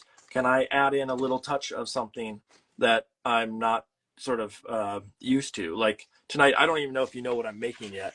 Yeah, I don't. We actually hadn't talked about it. Yeah, so, did you? This is the sketch. Oh my god! Of I love. So it's I'm a little teapot, short and stout. Here's my handle. Here's my spout. Then there's a follow up. When I get all steamed up, I hear me shout. And the last one is tip me over and pour me out. And so, oh my gosh, it's just these like I've been sort of going back to. I have this option for a board book that I'm working on with a client, and I've really gotten into this like really young, simple stuff recently. And the idea it doesn't have to be super complex. And so I'm like, okay, how can I go back and do something that's not just this is big, this is small, this is tiny, this is, or this is old, this is young kind of treatment. And so I'm just going back to old nursery rhymes and trying to find ones that I can make something in a short period of time. Yeah. It doesn't have like huge text. Let's put it that way. Yeah, I love your spider wash the spider out. I think that like it's been really cool to see you do something like small like that too. You were saying like you were doing kind of like it's almost like a triptych. Like you're doing like small little 3-piece images. That's so fun. Like that feels like that would be like a nice I mean that sounds like that's a nice way that you're challenging yourself, you know what I mean? Like keeping yourself creative. Is trying to do multiple in a night, keep it simple, and keep them sort of loose. And I love that. So it's not like it's for a client. Now, obviously, I could go and say like, hey, anybody want me to make a board book about some really simple idea? That there is the connection there, but a vision for what that means.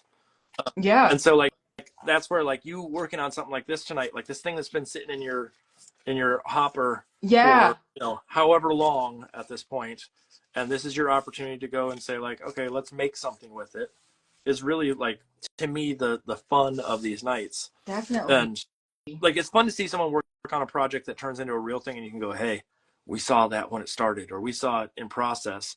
But it's also really fun to see someone go, I don't know where I'm going. How this is going to turn out. And let me tell you, when it came to like coming like to find a sketch or to think about what I wanted to do for this, I was going between those two so much because I really understand why some people come on and they just doodle and just kind of like play, because that is such an, like you're saying, that's such an important part when you're doing this professionally, to like go back to your roots in that way and to just relax a little bit. especially because it's at night and you probably, you know, most of us probably were drawing earlier at the day. So it's like, just come have some fun. So yeah, I guess I really appreciate that you're thinking like about how much of a, I don't know, this is like such an important time to like flex that muscle, like creative muscle it's in this. And it's just like, I'm sure everybody is equally excited that you're kind of like, it's an excuse to actually do it. You actually have to sit down and think about a little personal fun piece. I love that. it's Never happens. the thing is, most artists don't give that kind of time frame to themselves. They've been stuck in this literally like, I'm on deadline and when am I going to do it? And so like, it's fun to hear people like come on and they're very like, oh, I have this deadline, I got to finish, etc. But tonight I'm going to work on this thing. Yeah. Cool. I'm excited that you're letting that go. And then, like I said, it's fun to always see people who do something else that's more of a, like, I need to get this done, and we get to see the process. But there's a loveliness to all of it. Let's put it that way. Yeah. So let me. The conversation tonight, of course, is whatever direction we want to go. Yeah. And I want to shift topics to something more less book related, even, or less art related. And not because I don't want to talk about books and art, but more so just I want to know, like, one of the other reasons why we do these, and I say we because my wife helps plan on the majority of this, is getting to know people outside of just art making too, and getting to know like sort of who you are and what you do and why you do it side of things. Yeah. And so I want to find out a little bit because I don't know much about it. You got to tell me about Pittsburgh. Yeah. Because Philly gets a lot of oh, they get a lot of cred. Yeah, and then I know there's Pittsburgh over there, and I know that, like, I think of Pittsburgh as like this town that has, like, if you know how to be rough and tumble, like, Pittsburgh is the place. Yes. But I know that obviously, like, it has its own art scene and things of the sort. But tell me a little bit, because I just literally don't know, like, what is the art scene like there? What is the community like in general? Because I just am clueless to it. Yeah, well, I would definitely, I think, well, I'll preface by saying that I moved back here after I went to college in Philly. So I do love Philly, and I think Philly has a great art scene, obviously. And I moved back to Pittsburgh, like, pre-pandemic because it was too expensive to be living in Philly. So as soon as I got back here, it was like within 6 months we were in the pandemic, and so I was just inside all the time. So I still am like kind of fighting to create like community here and to be going out more and to see, you know, make new friends that aren't just people I went to high school with. It's hard. I think Pittsburgh is it's a collection of villages in a city. You know, people are very like stuck in kind of their little neighborhoods. It's kind of spread apart, which is really cool about it. Like, every neighborhood to me has a very distinct kind of culture and style. I think that's really a part of it. It's about like the history of the people who lived there. Pittsburgh has like a big community of, I'd say like it's a community of very working class people, and not in the sense of like, I think like people here are like, they're hard workers. Yeah. Like, I don't know how to describe it. Like, we like have kind of this, like, I don't know, there's just, it's like a legacy here. Like, I think there's a lot of older people, a lot of families, like, it's people who've like been here for a while, and like, I don't know, it's a comfortable kind of place to live. It's not like a lot of young places. There's also like not a lot of corporate spots, at least for now. It's been really nice for that reason. There's a lot of mom and pop kind of restaurants and places to go here, which I absolutely love about Pittsburgh.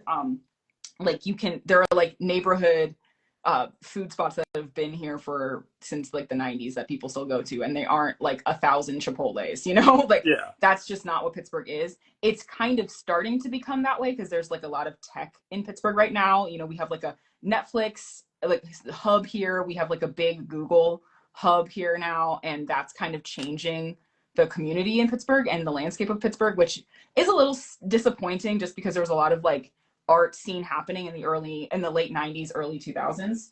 That's kind of been slowly getting replaced by tech. You know, it's just like how a lot of places are going. But I'd say like there's a bigger my fiance, he's in the like writing program at the University of Pittsburgh, and I think there's a huge writing community here. I'd say right now for me, just because that's where I've been most involved, I'd say that's bigger than the art scene. Okay. Again, I have been in the pandemic, so if anyone's in there, let me know, because I can completely be wrong. I've also been like, you know, it's just hard when you're making things and working from home to like get out, you know, you just don't see enough people. It's like, I wish I had like a studio space I was sharing. Let me ask you a question here. But yeah. Yeah. This is going to be a weird question, but this is going to be me stereotyping Pittsburgh. All I imagine is just everybody has a heart hat on. Yeah. I know that's not the city. I know that's totally not true, but that's the vision in my head for Pittsburgh. It's like everybody is like blue collar and works on I-beams up on steel spacers and like to me that is like the, and so like learning that, and I know fundamentally I know that it's bigger and broader than that. Just as every city is. Every city has a culture. Every city that has things. But like I think as a little kid growing up, the reference points that I always had was just like it is steel and like and the sports teams like make such you know, they make such a I don't know, that makes up such a culture here. Like we're very like, I think even similarly to Philly in that way, like I think our sports is a huge deal for Pittsburghers. It still is. Like it's not, you know, it's not all the time or everywhere, but it's big enough that I still think it like builds up a lot of the culture of Pittsburgh. Like that's, I think when people kind of like come together more. I would like to go back to the idea that you called people Pittsburgers. Oh yeah, Pittsburghers. I know is probably the correct terminology for it, but like I never thought about it before. But the fact that they're called Pittsburghers. Oh yeah, Pittsburghers, or they're like the term is yinzer, like, you know, like people who have like a classic Pittsburgh accent and kind of like, I don't know, I guess like grew up here and have like a big legacy here. It's like a yinzer. You'd be a yinzer, you know, because Pittsburghers also, you know, like very stereotypically, you know, those who are quite Pittsburgh, they'll say yins instead of y'all. Like, yins need to come down to the, you know, like yins come over here. What's that even short for? It's like yins guys, like you guys, but yins. But that doesn't it doesn't make sense. It's completely a thing. Like y'all is yins. I know. And so then you'll call people like a yinzer, like a you know, yinzer is like the term for Pittsburgher. Yeah, it's. I don't know what to say. I don't know what to say. You didn't write it, so it's not your fault. Yeah. I didn't write it, but it's true. Let me tell you, it's true.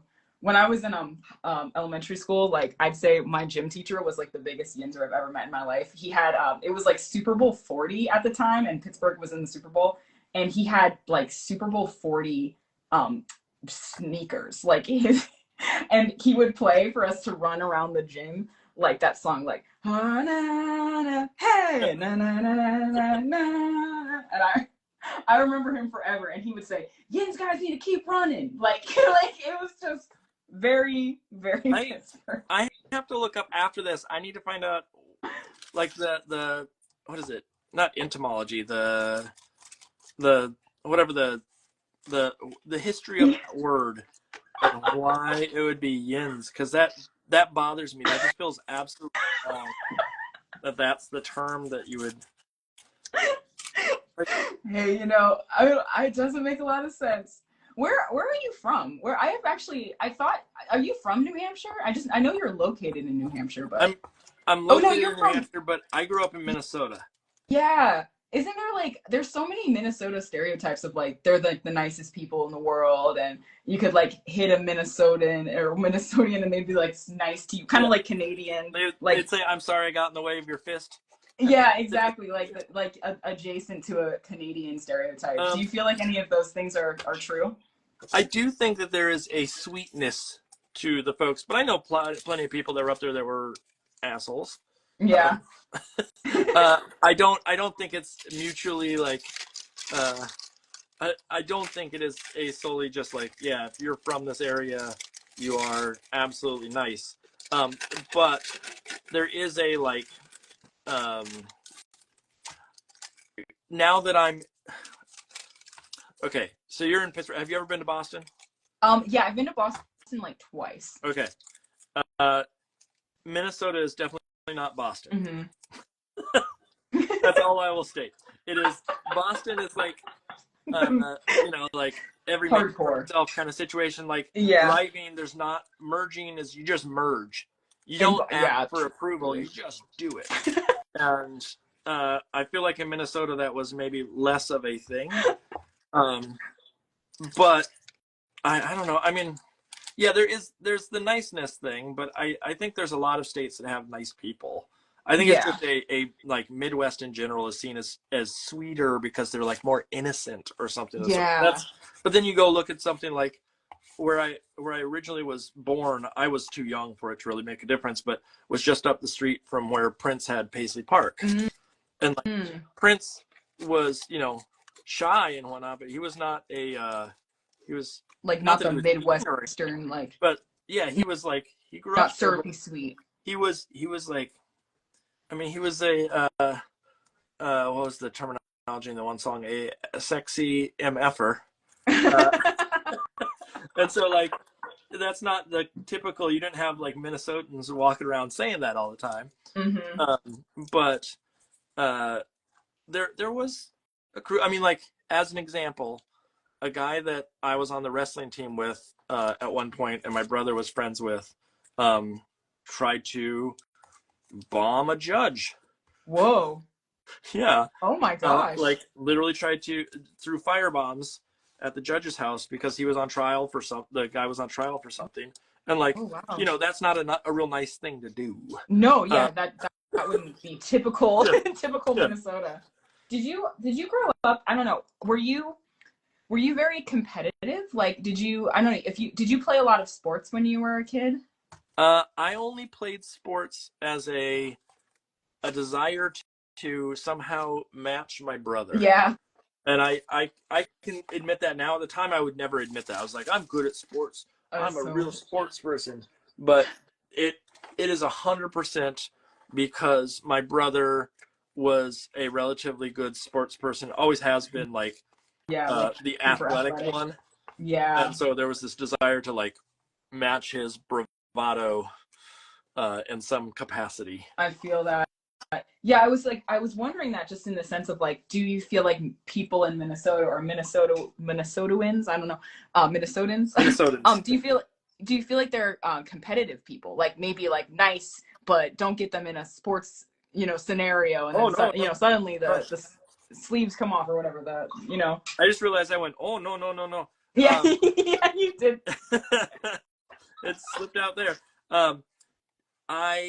Here's the thing that I would say is there is competitive in things that, I mean, obviously like there's sports teams and people love stuff, but there are certain competitions that are more important there. So like obviously there's the Vikings and the Vikings versus the Packers, like that is rivalry. Yeah. I was on the wrestling team, and wrestling in Minnesota is a very big deal. Minnesota and Iowa sort of fought for or competed a lot in there. So there was lots of jokes about like Iowans not being smart, and like it's sort of state rivalry sort of things. And so like Wisconsin and Iowa were sort of our nemesis in that sense. But again, I was the art kid, so I didn't really care much about sports. Yeah, like, you like went kind of. Yeah. That was your lane. But do you feel like you're competitive with art? Do you feel like? Oh yeah. I don't know. Yeah, yes. Yeah. I'm competitive, not competitive in the sense of like I'm out there trying to like badmouth people or anything sort. But I do have I want to be as successful as that person, or I want to be as important as this, or whatever it may be. And so it's more not necessarily competitive, but what's the word I'm looking for? Like, being jealous of. Yeah, like envious, Yeah, and that's important to, and like, being good is important to you, and like it means something, so it's hard to like yeah, forget. and I Yeah, don't want to be that way. yeah, It's yeah, really like I don't like the idea that I have that like jealousy streak yeah, that shows up. But I think that's just part of, you're in an industry where you're fighting for jobs, and yeah, you see someone get a job that you're like, I could do a really good job with that. I would have done a better job, and yeah. it eats away at you Does this in a way. does doing Gavin doodles help with that, do you feel, or does it I don't know, does it bring that out, or does it help? Um, I don't know. It's funny because I don't think there's a competitive nature in Gavin Doodle, partially because I'm this is gonna sound awful. I don't look up half the time. Yeah, I'm yeah. looking down at my piece, so I'm not like, ooh, they made that mark. I better do a better job That's than so that. true. Um, That's I so true. That does help. I think more so, what really helps is sort of reassessing why I'm doing this, and what has really helped me, I think, in general. And this sounds really sappy, but I think the teaching side Oh of everything yeah. has really helped the competitive nature, because I seen behind the scenes and seeing the growth in people and understanding that like the stage I'm at now is maybe not where I want to be, but I also know that I'm ahead of someone else, and like standing the long haul of it, I think it's sort of beneficial. I feel that. Yeah, Um, I was thinking about, like, I don't know, sorry to have veered the no, topic this away from totally fine, states. totally fine. I was just thinking about that. I don't know. I was thinking about that with Gavin Doodle. I was like, there's so many incredible artists that you invite onto this, and like how does that affect you mentally? Because I think I would feel a little bit like, I don't know, like, and again, I don't think I would anymore. I think because I similarly feel you. I think most of us, or people, a lot of us are creative a lot of creatives, I think, are kind of a little competitive. I think that's part of it. I think it can be a good thing and a bad thing. It can be like a way to cripple you, and it can be a way to Yeah. motivate you. So like I just think that, like, if I was running a Gavin Doodle, I think I would be, maybe in my worst gut, have this like interest in putting on people who I didn't think were as good as I was, and like, you know what I mean? And as a disgusting, dirty little way of making you feel better about yourself. I mean, and like, on here, so no. Oh no. Oh no. I actually I regret being on here. Oh no. It'd be so funny if of that me. was the. I know. I mean, you nailed it on the on that one. No, You're like, nailed it right on the head. That's exactly why we invite you. no. But I guess, like, yeah, like, I respect, I think I'm trying to say, like, I feel like you invite so many people on who are on all different stages, and like, and I feel like there's just I don't know, I guess I can tell that, that maybe doesn't, I don't know, it's just like for the community aspect of things, and maybe you're just past that state. I think most of us are. I think once you've done it for a decent amount of time, and you have like a real portfolio that you're proud of, and yada yada, you get kind of past like worrying about everybody else, and you're just like, I just want to do better for me because it's important. I have But, gotten yeah. past that. I've gotten past that point of like being afraid. Put it Yeah. that way. Like when we first started this, it was all friends. It was all like, we were very hesitant on like, oh, they won't say yes. Yeah. And now we're to a point where I'm less concerned about that, and more just like, okay, we need to find someone for the schedule to fit in. Yeah.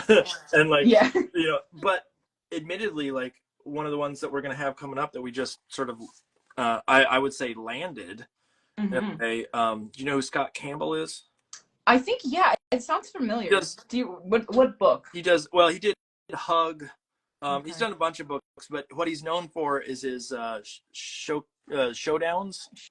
I don't know. Once you see the stuff, he started out not necessarily in the kidlit realm particularly, but like he is so well known for those back in the day, where it would be like Ghostbusters versus Slimer, and it would be these little watercolors of just the characters. That's and so like cute. having him on is so awesome. I just realized like the other day, like I'm at the point now where I'm like, I wonder if we should ask Sophie Blackall. Oh, I bet. Oh, that would be so exciting. I wonder if she would take it. I don't know. Yeah.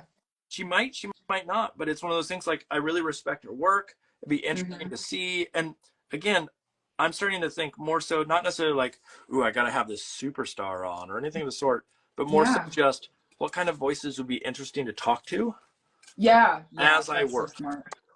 That's and so smart. You know, there's people that we've had on that have Caldecotts, and people that we've had on that have all these like crazy awards. Yeah. I mean, you have what was the I'm trying to remember a place inside of me had what on it? Yes. It was what award? Caldecott, a Caldecott honor. Yeah. Yeah. Like, you ain't no schlub. Thank you.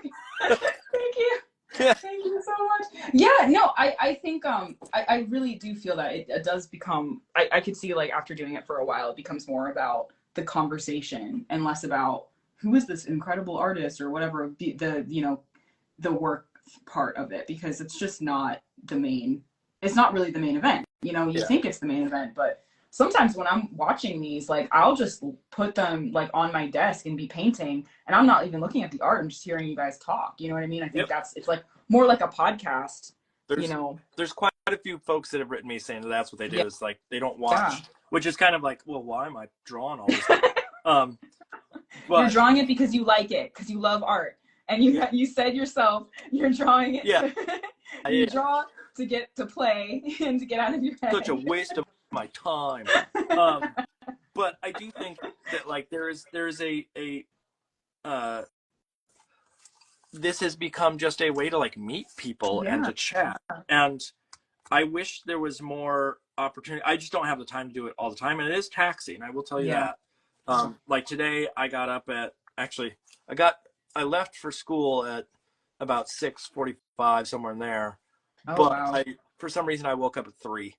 Wow. You know, it's just my schedule is not always lovely doing these, but at the end of the night, and this is going to be a testament to this tonight too, I always start these going like, I'm so tired. I don't know if I can. And then by the end of the night, I'm like, that was the most fun thing. I'm so glad that I did it. I got to meet these people. And then on top of that, I truly mean it when I write this in the thing, like, thanks for tuning in with watching me and my new friend. Yeah. And like it's cool. Like more people should do this kind of like there's no reason why after tonight you could not go and set this up and do a version of this for yourself as well. That's where you get people on. And then the other thing you mentioned, which I think is really important to me and my wife, is that we get variety of people, that we don't just get people who are always super established. Yes. And we don't always get people who are brand new, and we get people from different backgrounds. Yes. We get people that are, different types of books. Like most of it's been picture books, but it's important to me, like, having you on who's done like book covers and wraparounds and editorial stuff, and like, but obviously like Kidlit is the main, the entree. Maybe the main, like the main thread, but it certainly isn't the only thing. And I think too, like that I honestly have been really enjoying having conversations with less established people.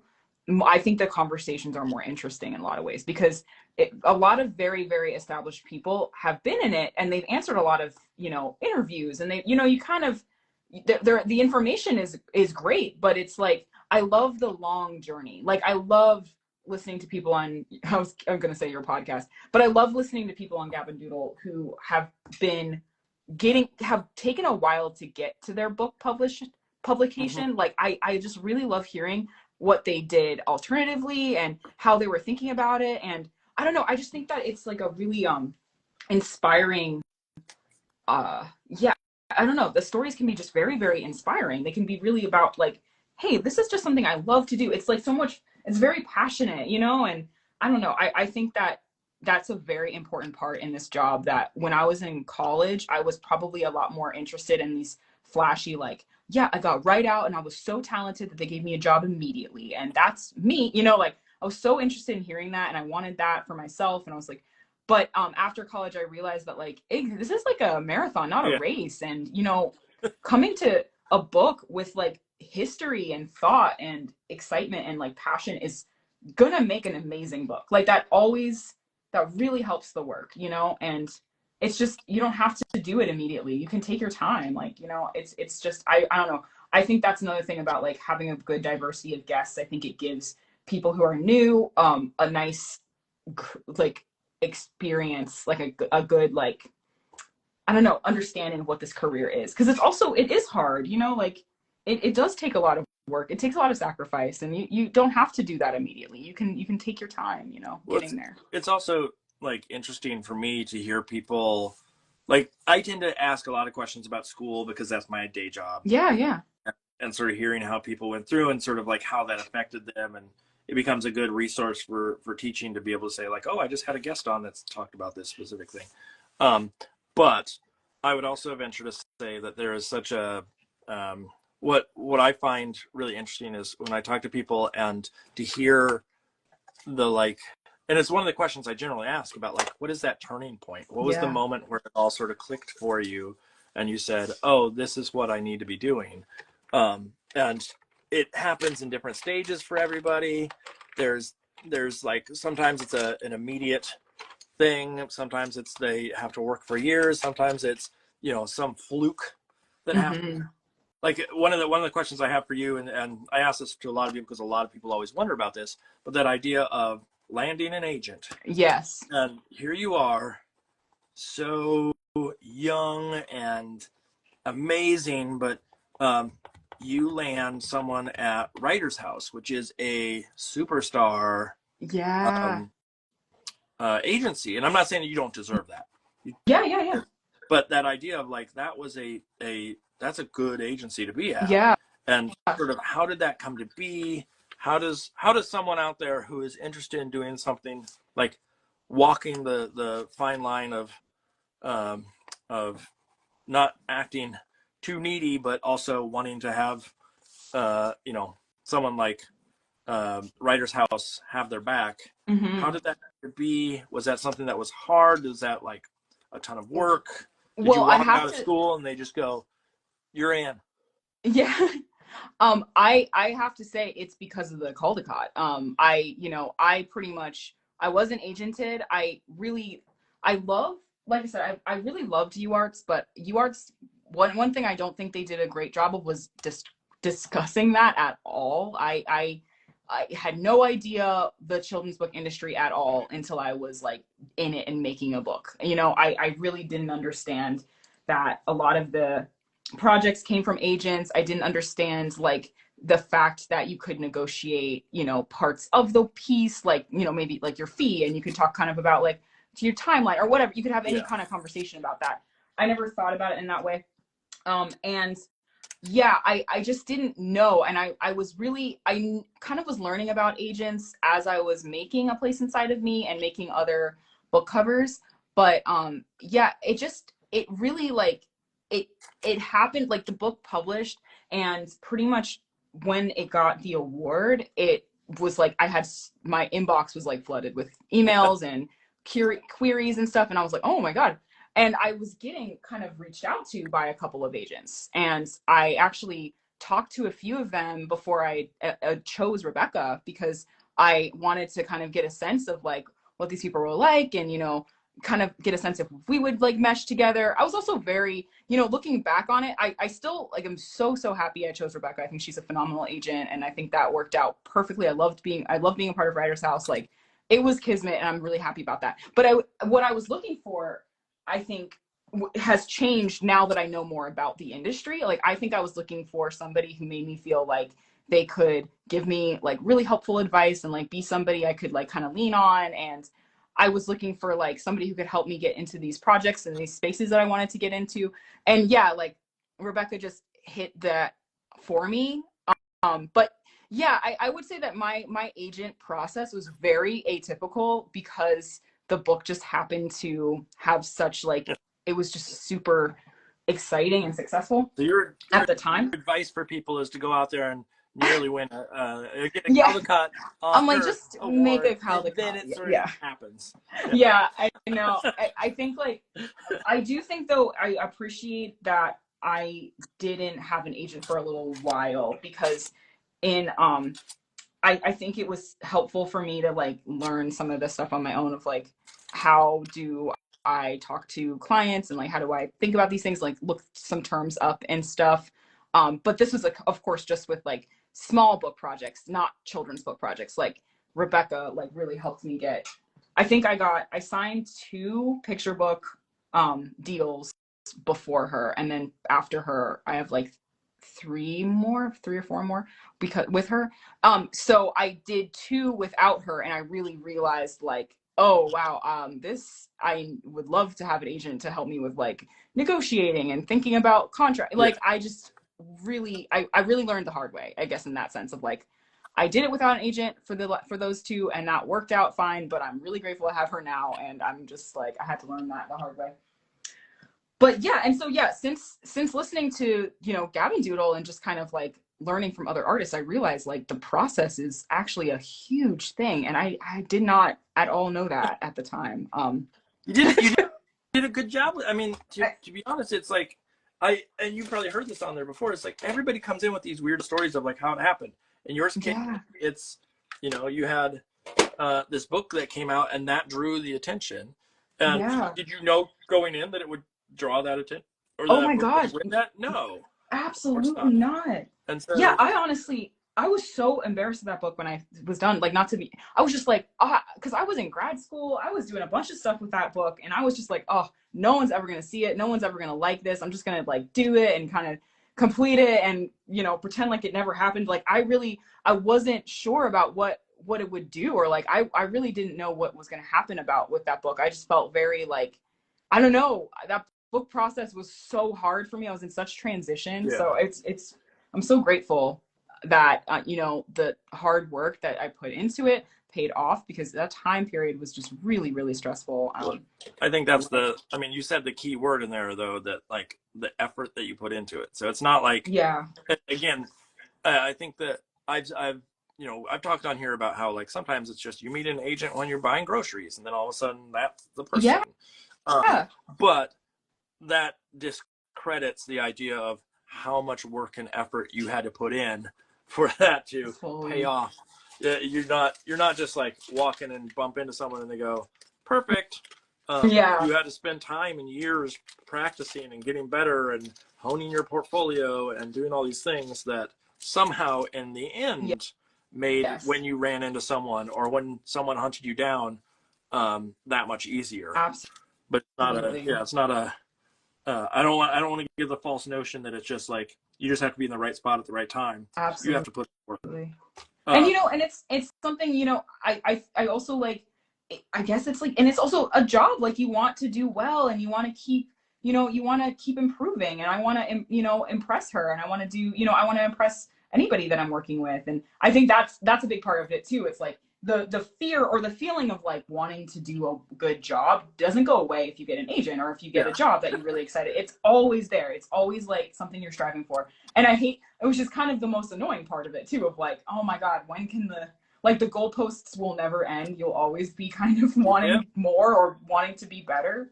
So that's a big part too, is I'm like, it's crazy when you think about it and you take the moment to appreciate the hard work, because at the time, and even now, like no matter what you're doing, you're always going to feel like, oh my God, I could be working harder. I wish I was doing this. How am I, you know, I want to be better and better and better. And so I wish I'd given more time to that raisin story. Yeah. I wish I had sold that one early on. Oh man, you know there's a market for that. There's a market for that. Yeah, it's a bunch of people that are high. That's the market. There's people who are like, get a load of this, man. Pull that out. And they're like, this thing's trippy. Oh my God. Well, can I ask you a question too? What are you planning on doing with all of your Gavin Doodle pieces? Are you gonna put them in a book someday? Are you gonna, I don't know, what do you do with all of them? Maybe. I mean, there's some of them are just duds, absolute duds. There's some that don't make it see the light of day after they're done. Really? But there's quite a few. Most of them sit here, and then I sell some of them periodically. Nice. But there's a stack over here that must have, I'm gonna guess,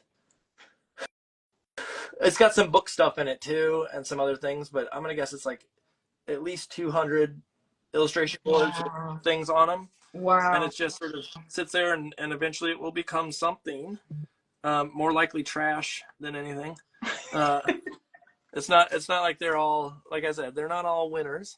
But I mean, people will reach out every once in a while and say like, hey, I'm interested in that, and great, I'll sell stuff. And sometimes people will buy stuff. Like at the end of the year, I didn't do it this year. I should have. I just didn't get around to it. But put stuff on my website, and so people can buy the stuff. But for the most part, these are sort of here's the best way I can put it. Have you watched Pixar films? Yeah, yeah. You know the beginning of the Pixar films, how they always have those like the shorts. Yeah. They're there. The shorts are effectively their testing of like, can they do some effect or some special thing? It's a way to test out ideas for them. Oh, and so I actually didn't know that. Yes, you'll see like sometimes it'll be like in one of those shorts will be some cool like, you know, rendering thing they're trying, or it could be some storytelling thing they're trying, and then in the end you will find that shows up in a film later in some capacity. It doesn't mean that it's always like you know, the like star of the film, but that's a way for them to test. And so like in a way I see these as just like, oh, when I work on the next book I'll have knowledge of what I'm doing. And so it's not so smart. Yeah, it's not that it's like these are like all meant to be something special. Yeah. I just respect the finish. Like you're so efficient at like you can get something done. Like I just really respect that. You're very much like, I'm here and I have 4-5 hours, whatever, and at the end of it, most of the time I'll have a finish. Like I just think you've got a very like, I don't know, maybe that's just how it seems from the camera, but it always feels like you've got a pretty solid process that you have, and like you're solidly able to like get her done. I'm gonna tell you right now, you are taking the lead for my favorite guest, because the amount of nice things you said about me during all of this, the amount of times you said, I really respect this. I do. Or it's true. It's really true. I just like I said, I have been watching these, and I really like see the work you're putting into it, and I think it's a lot. It's just a lot, you know. And so I want to give you your flowers too, for sure. Thank you. You deserve it. It's a lot. You don't to do. Need to, but thank you. I will listen to that all day long. But yeah, I mean, I guess I'm curious. Like, do you feel like, I don't know, do you feel motivated once you get something done? Like, does finishing it feel, I don't know, motivating? Like, do you feel like you push yourself to be done? Yeah. Most of the time it's, hey, I got to get this done before midnight because the Instagram cuts off at that. That's a lot of the drive on some of these. I mean, truthfully, that's like, okay, I got 4 hours to get this done, and that's it. But there is I do love the fact that like at the end of the night I have something that I've completed, especially when, and you know this, when you're working on books, sometimes you don't get to see the finish for a long time. Or you have so many things, so many steps along the way, that in order for you to get to a point where you can actually say something's done, you've almost like gotten past the point of liking the project in certain instances, and you're kind of like, I'm done with this thing. And so having something at the end of the night with this where I can go, oh, I did it. And, you know, just the pure accomplishment level, whether it's good or not, is a different story. But having that sort of thing pop up, I think does help. That is extremely relatable. Oh my goodness. I completely feel that. I think like that was the thing the other day I finished when I finished that sample spread, you know, even if I have like things I want to change about it or whatever, that just, it totally like shook me out of my funk, you know, of the day. I was like, oh, it's just nice to have something finished and to look at it and to be like, okay, let's like, I don't know, like we can finish things. Yeah, let's look at that. I'm proud of, you know, like that feels so good. You just need to have something at the end of the night. I really agree. Well, the other thing too is like books, and I don't know if this is the same sentiment that you're sort of expressing there, but by the time I get done with a book, most of the time I'm like I said, I'm so over it. Yeah. That it's never oh, this was so great, I can't believe I finished this thing. It's like, oh my God, I'm so glad I'm done with this. Totally. and it Totally. has a different feeling of like, oh, I really accomplished something, and it's not a, well, now I can go to sleep for 5 months, or whatever it may be. It is meant to be a little bit more like, I can go to sleep for the night. That's really Yeah. it's I can settle in. The hard part, and my wife knows this for a fact, is I go upstairs and she's been listening or semi listening to the whole night, and then if it's midnight, we've been staying up stupid late, Yeah. and so I get up there and she's like, oh, so I'd really like to watch something, and it's like, oh, I'm already spent, but Yeah, sometimes like we you stay up can't. and we watch something just because that's the time to do it. Yeah, It's called kids. I know. We have a kid. Just to spend some time together at the end of the night, even if it's 2 a.m, Yep. really means a lot. I completely understand. I know. I don't. Are you Yeah, go married? ahead. Are you have Oh, I am engaged. Yeah, we're getting married soon. Yeah, girl? I know. It's so When exciting when's and when's the day? stressful. We haven't picked a date yet because we're still looking at a bunch of venues and trying to figure out how the hell we're gonna afford any of it. I'm like, oh my goodness, this is a lot of money, So we haven't picked a date, but I think ideally we'd like to do next summer, like summer 2025. I mean, yeah, wait, 26? Yeah, because it's You're 25. doing it at a steel plant, right? Oh yeah. Oh my god. Yep, right where all the Pittsburgers are. Yep, right with the Yinzers. No, yeah, we're there's like a club that we could rent out. We're trying to do like, oh, what if we rented out a whole restaurant and had all of our friends and family come to that? And then like the restaurant would be, because Pittsburgh's also, that's something I actually forgot to say. Pittsburgh's become like kind of a foodie city. There's like a lot of really, really good restaurants here right now. And one specifically got like really famous is this like all vegan restaurant called Apteka, and they do vegan Polish food, and it's like extremely, extremely good. And that's not the restaurant we would rent out, but yeah, there's just like a lot of really good places to go out and eat here. And my fiance and I do that a lot. Like we love food, and he used to work in kind of a kitchen. So yeah, like I just was like, I think that would be so fun, like to rent out a restaurant and we could, have everybody there, and that way we wouldn't have to like decorate everything and all of that It's all extremely expensive, silly stuff that like I don't really think we need. But yeah, I've been looking into that. I was like, that would be so I'm gonna cool. give you my advice. Mm-hmm. This is old man Hoffman advice. Yes. I would say, well, okay, let me put it this way. My wife and I were looking at getting married. Mm-hmm. And we were both kind of like, we have this big thing. It's like 2 years out. We're going to put on this big show, and we're going to find this place that's beautiful to get married and whatnot. And it just got so stressful.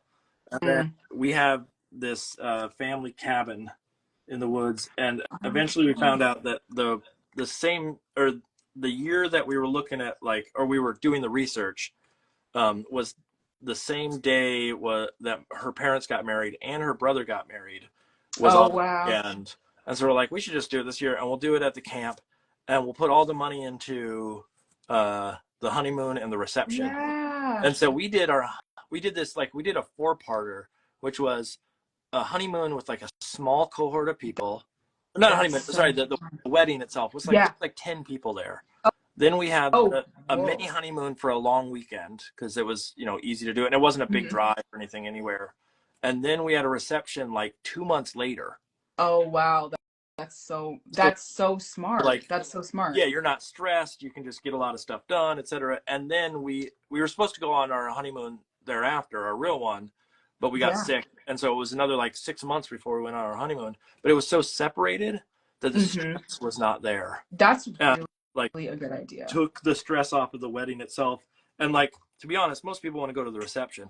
Well, that's the thing. Like, okay, my question with this, how did you decide who gets to come to the ceremony? Like, just immediate family. Just immediate family. It was my parents, her parents, and brothers, and that was kind of, and brothers' kids in that case. Yeah. But it was really small. We hired a friend to be the officiant. Mm-hmm. We had one person that was a guitar player there to play some music as we entered, and the officiant, I think, was also the photographer. Oh, wow. And so like it really did just take the pressure off, which was really nice. Yeah, Um, I've been thinking about that. Like I was just talking, we were just talking about that last time we were like coming up with wedding plans. We were like, I think that if we just had a very, very small ceremony and had like more like a big party. And even that, like there's a part of me that's like, what if we just had an after party where people just can come and hang out and dance? Cause like it's just I hate that we have to buy dinner for everyone just for the reason of like, yeah, obviously expense, but also like it's so impossible to get good food for a giant group of people. Yeah. Like it's just like Yeah. you're expending a ton of money buying something crappy like chicken, chicken with cream sauce. And I'm like, this is so silly. I don't even care that much. I don't know. It's getting into the weeds of like, what if everyone just came and danced and like had cocktails with us instead of even having to do like a Yeah. dinner? But I think my grandparents and stuff, like they wanted dinner, like, I don't know. We're Well, coming up on that's- these kinds of questions. That's where you separated it out. So like when we actually got married that night, we went out to a very nice dinner. Smart. And it was we basically took up a room in a tiny restaurant. It was a small sort of like small venue. It was not a big restaurant of any sort. Yeah. But the reception, like I bet you there's people who would be like, yeah, if you had pizza and beer, Yeah. or like barbecue and beer, Yeah. and like that's it, and you just threw a really good party. Yeah. Like, and it's at that point, it's not for the grandparents, it's for the that's the friends for like one. Yeah. Yes. Yeah, because that was what I was really thinking of. Like, there's like a nightclub that we can rent out that I like that we've been to before, and they do weddings there all the time, and it's like pretty affordable. It's just the only food that you could get is pizza, and I was just like, my grandma's not gonna eat pizza. Yep. Like, she's just not gonna want that. But I think if we separated it like that, honestly, that is actually a really good idea, and I've been thinking kind of in that lane. And maybe what I just need to do is just like fully just say it's okay if only like immediate family, meaning like my siblings, my parents, whatever, my grandparents, and then we all go to like a nice dinner and we pay for their dinner. Yep. And that will be beautiful. But like, it's not like my cousins need to go to a fancy dinner. They'll be fine. They will understand. Yeah. I think honestly, yeah, because it's so like, it's just so funny. The way you grow up, you think that this is like all so important. And then you get older and you're like, no one really cares that much. And my values on it are just so different. Like, I don't need it to be some big fancy thing. I just want to like have like a wonderful party and like celebrate my like relationship. I don't need it to be, I don't need it to be some huge princess gown affair. Like that's so. I mean, I just like have really understood that. I was so much happier that we put the money into, and I'm not saying you got to do this because this is the way it needs to be done. But I was so much happier that we were able to put the money into. And of course, we got help in the travel side of it, but that we were able to put the money into a really awesome long honeymoon. That we ended up going to Hawaii for almost 2 weeks because of it. So cool. And it's like, that sounds so fun. If we had booked the place that we were planning on booking, like I don't even know how much money we would have spent on something like that. And looking back at it, would I have really cared about that spot? No, I cared about, like, I remember Hawaii. I don't remember what that place looked like. That's so true. It was a little bougie too, so I don't even know what bougie means, but I think it's right in this case. Well, I feel like you used it appropriately. You definitely used it right, so I think it worked. Because I was looking into one. There was like a music venue, I was like, oh, that would be so cool. You get like a whole stage and you can like get a DJ. They said their quote was $14,000. I was like, 14,000, like for this, and in my opinion, to be completely honest, I was like, this music venue isn't like the fanciest music venue I've ever seen in my life. Like that was like extreme. I couldn't believe how expensive that was. I was just like, I don't understand why you think I have 20 grand to spend for one day. I absolutely don't want to do that. We had a friend who, now I will say his marriage didn't last, so keep that in mind. But there was, in town where he lived, there was a small sort of independent movie theater that had a old like theater vibe to it with a little bit of a stage up front and whatnot. And they did their ceremony in the movie theater. That's fun. Which was pretty darn awesome. One, because it's, there's a cheapness factor that comes into play. But also like they got to project stuff on the screen. That's through the really whole thing. cool. And like, now they were both sort of artists. Well, one of them was an Yeah. animator, and so it's sort of like it was an easy sort of go-to to say, hey, let's put it up on a movie screen. Yeah. But that was always, to me, that was a really cool, like, without having to break the bank. I To me, think that that's was so sort of a cool. cool like venue to do something of that sort. And you said that was just their ceremony? That was their ceremony, yeah. And their reception was at their house. It was just like right afterwards, and they had a friend play music, and like there wasn't a huge ceremony, but just the idea of like the movie theater was so cute. Yeah.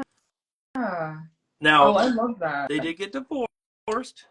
Yeah. But I don't think it was because of the venue. I think it was other issues that came into play. Yeah. She was like, and the venue on top of everything else. You know what? I can't anymore. Yeah, I know that would be really. I couldn't believe that they had a trailer for Fast and Furious in the middle of our wedding. Oh, that would be crazy. I do love Vin Diesel, but not that much. I was not that you. much. And you knew that, but when you and you knew that, and you still like that would be so funny. You knew Paul Walker was gonna make me cry. I know. I think like I definitely yeah, I love that. I want it to be creative in that way, but yeah, I don't know. It's gotten to a place of like we are creative. Like we can enjoy our life, and we can in our life we can be creative. I think I don't know, maybe that's just also like maybe as millennials or like, you know, as a person, we're just in this position where we're like, okay, we're not gonna really have money. Maybe our, you know, exciting experiences should be like experiences, and we're not gonna spend a bunch of like our savings on this kind of thing. Yeah. I don't know, maybe that's just like how we are as a couple, but I do think there's like a trend with like mini weddings, you know what I mean? Micro weddings. Like I do think that's becoming a very popular way to do it, just because it's gotten a little like, yeah, what is the reason? You know, it's gotten a little bit like you start to interrogate what is going on here and why, and is it just for grandparents? Because grandparents will get over it. You know, you kind of start to like have a different perspective. Grandparents might not remember it, you know? Probably won't. They really probably all won't. sorts of reasons. I mean, looking back on it, my wife would probably say something different here, but there's part of me that goes like, it'd be funny. Or, well, okay, so here's the problem. You know how I did the raisin piece? It's because I thought it was funny. And I think things like the whole goal of life to me is how funny can I make it? But there's part of me that goes like, it'd be awesome to do something like at a mini golf thing, where like at the end of the 18th hole, you both like have to putt into the same hole, and the crowd is around, and they get to cheer like they would at a golf tournament, and you know, like that kind of like go all out in a weird way, where people will be like, yeah, I always remember that one. Remember when, you know, Diane and Gary got married at the mini golf? like those are the ones that you don't forget. Definitely. That sounds like an amazing proposal idea too. Like that sounds like you putt and then the like whole golf thing explodes and it says, will you marry me or whatever. I think that down to get your ball out of the hole. Yeah. And there's a ring on it. Like, I think that is cute. How did you get proposed to, or did you do the proposing? Oh yeah, he proposed. Yeah, I got proposed to. He actually, it's so funny because it comes back to. Yeah, his name's Tyler. Okay. But yeah, it comes back to book stuff, which is funny. It was the same week that I was doing my first like real book events for A Place Inside of Me, because that book came out in 2020, so it never had any promotional stuff. Yep. In the way it was like more typical. So me and Zeta got to do that like this September, because we just got engaged in late September, early October. Yeah, I think it's late September. So anyway, so I just did a reading. I had like an early morning reading at a bookstore here, and I had all of my friends and family in the city come out and like support. So there's a bunch of people there. My grandma was here, or was there. My mom was there. And obviously my fiance, Tyler, he was there. And me and Zeta did our, uh, me and Zeta did our talk, and it was really successful. And slowly, like after the talk, you know how everyone mixes and mingles and stuff, and I was just talking to a bunch of people, and there were like teachers there, and you know I was like just distracted by this like excitement. And slowly Tyler was taking my like family out of the room, like one by one. He was like taking my mom. He was like, hey, let's like walk you to your car. You know, he like kind of slowly was like, I'm gonna take you on a walk. So also my little sister, she doesn't live in Pittsburgh anymore. She lives in Chicago, and she came up for the book event. So I was like, oh, like, everyone's here. Yeah. So Tyler slowly took my mom out, and he took her to the car, and he, you know, tells me this later. He was like, he goes and he's like, okay, I'm gonna propose to Noah after this. Like he showed her the ring, and they had a whole emotional moment. And he did that with my grandmas, like both of my grandparents, and he did that with a lot of my like really important family members. And then after that, we went home, and I was just kind of like, it was just me and my sister and Tyler and her boyfriend, and just our close people. And I just got ready to go to dinner because we were gonna go out and celebrate the book project, or like the book week. And pretty much on the way to dinner, Tyler was driving, and he pulled over into a park, and I was like, wait, where are we going? We're going to dinner. And I got out of the car, and he like kind of slowly walked me into the park just a little bit. My sister was taking pictures, and he proposed. And I was just like, what? I can't believe it. And Drew was there, which was super important to me. I told him a long time ago, I was like, yeah, I want my sister to be there. I want, you know. So he proposed in the park. It was super cute. And then we just like me, my sister, her boyfriend, and my fiance Tyler, we all went to dinner and like celebrated, just the four of us. And it was great. Yeah, it was like perfect. It was exactly what I wanted, like intimate, but also like with Drew there. And like, you know, I didn't want it to be like some big thing with a bunch of people. Like I just wanted it to be about us and like our relationship and stuff. And so yeah, it was Did he perfect. convince them to come out specifically, like your sister to come out for that, or was that? Yeah. Well, I didn't realize, but Drew and him had been planning it. Like they had been talking about it. He got the ring like a couple of, maybe a week or so before the proposal. Yeah. So he had been like working on this ring for a while. It's kind of like a little custom made, like he put like different stones and stuff in it. So it was like projected. It was shipping from the UK, and he had like finished making it in April or May of like 2024. And so she was like, okay, you're gonna get it in early fall. So it had been in the works, and him and my sister had been talking about it for a while. And then it finally came in, and pretty much he was like, okay, it's in. This is Noah's, you know, book date. I think Drew was already like, I had already wanted her to come up for some of these book events. So it just was like very kismet. He like got it right in time for her to be here, and he was just like, we're doing this today. Like we are gonna do this. Oh, so it was. I thought you were gonna say he did it at the event. I was like, no, yeah, thankfully, no. I actually really respect that about him. He like let me have an event, you know. Yeah. He like didn't like steal make your it thunder about, yeah, or like make it kind of about our relationship, and even steal the author's thunder. Zeta, like he let it kind of be about us, and I did my presentation and and also I appreciated it because, you know, with this job, sometimes it's hard for family to like understand what you do. Yep. So my family who was there, they actually got to like focus on, you know, what I do, and like ask questions and kind of like see a little presentation about it, which I think was really, really like sweet. And I think it really stuck in their minds afterwards, actually. Like they really learned a little bit more about, you know, what I do at my work every day. And yeah, I don't know. It was very respectful for that. I really appreciate that. Did you see it coming? Like when you pulled I saw it coming. The park, were you like, I think, yeah, a little bit. I was certainly like, what? Are you serious? Like, is this happening? You know, I definitely saw it. I think I saw it coming, but I also was kind of shocked that it was real. You know, like it feels surreal when you're like, oh my God, this person I met is like now going to be my husband. And oh my God, this is all happening. You know, you just get very emotional about it. It was very sweet. What did you say? Did you say yes? Oh no, I said no. I was like, you know what? Ew. No, I said yes, of course. I said yes, of course. Yeah. Yeah, no, it was an easy yes. And we've been living together for like 3 years now, you know, so well, that's it was on. So. Yeah. We had like talked about it, you know, it wasn't a surprise, but I knew it was coming. I just didn't know when. How did you propose, or did you propose? So I knocked her on the head with a club, and I said, "We're married."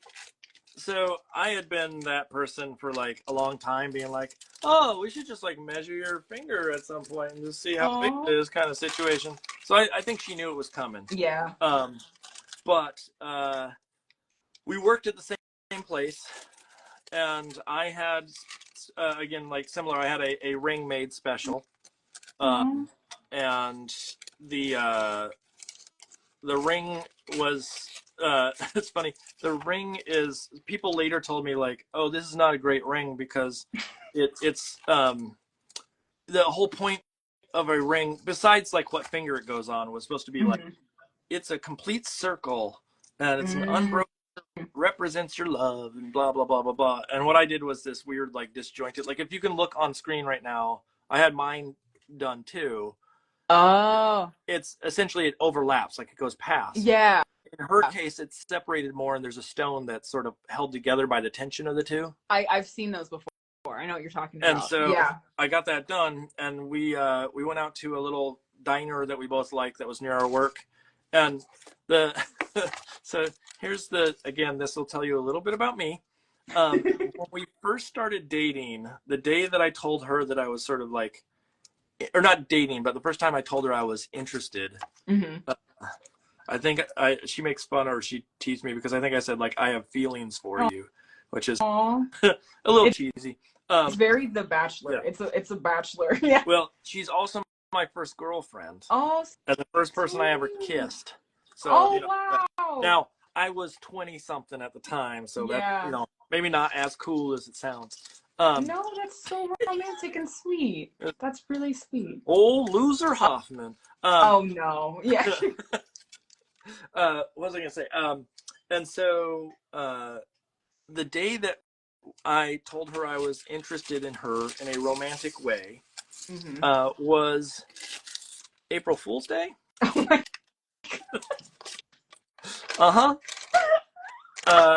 and I think that was just a silly accident that had nothing to do with like a plan. Oh my god! But I love that she's saying stuff upstairs. Yeah. Oh, she I knowing care you would for probably you. Like, this is it. She's making fun of me from upstairs. She said I said I care for you. Yeah. See, it's not as cool as it sounds now that I'm saying it out loud. Yeah, that is a little funny. Like hearing that, I would be like, okay, bro, are you care? Okay, you know, and it's a little bit like, what does that mean? You know. And on April Fool's Day is so funny. I can't believe that. When it came time to propose, I decided I would propose on April Fool's Day. Oh, that's really cute. That's really cute. But I could not. I have anxiety issues and other things like that, and so when it came time, I was a nervous wreck. I could not make it through the night. I mean, we were living together too in sin. Yeah. And so it was the night. She knew something was up. She told me later that like, I was like, why do we go out to dinner here? And like, what's going on? I feel that. But it was a like, you're cool. I don't know what I actually said, but it was probably not much better than I care for you. I think you're swell. I think you're swell. Let's be swell together forever. I love that. Would you like to be my all-time friend? I know. Would you like to be my best friend forever? BFF? Here's a ring? Yeah, I really, you know, it's funny because my fiance was really like, he was like, don't propose to me.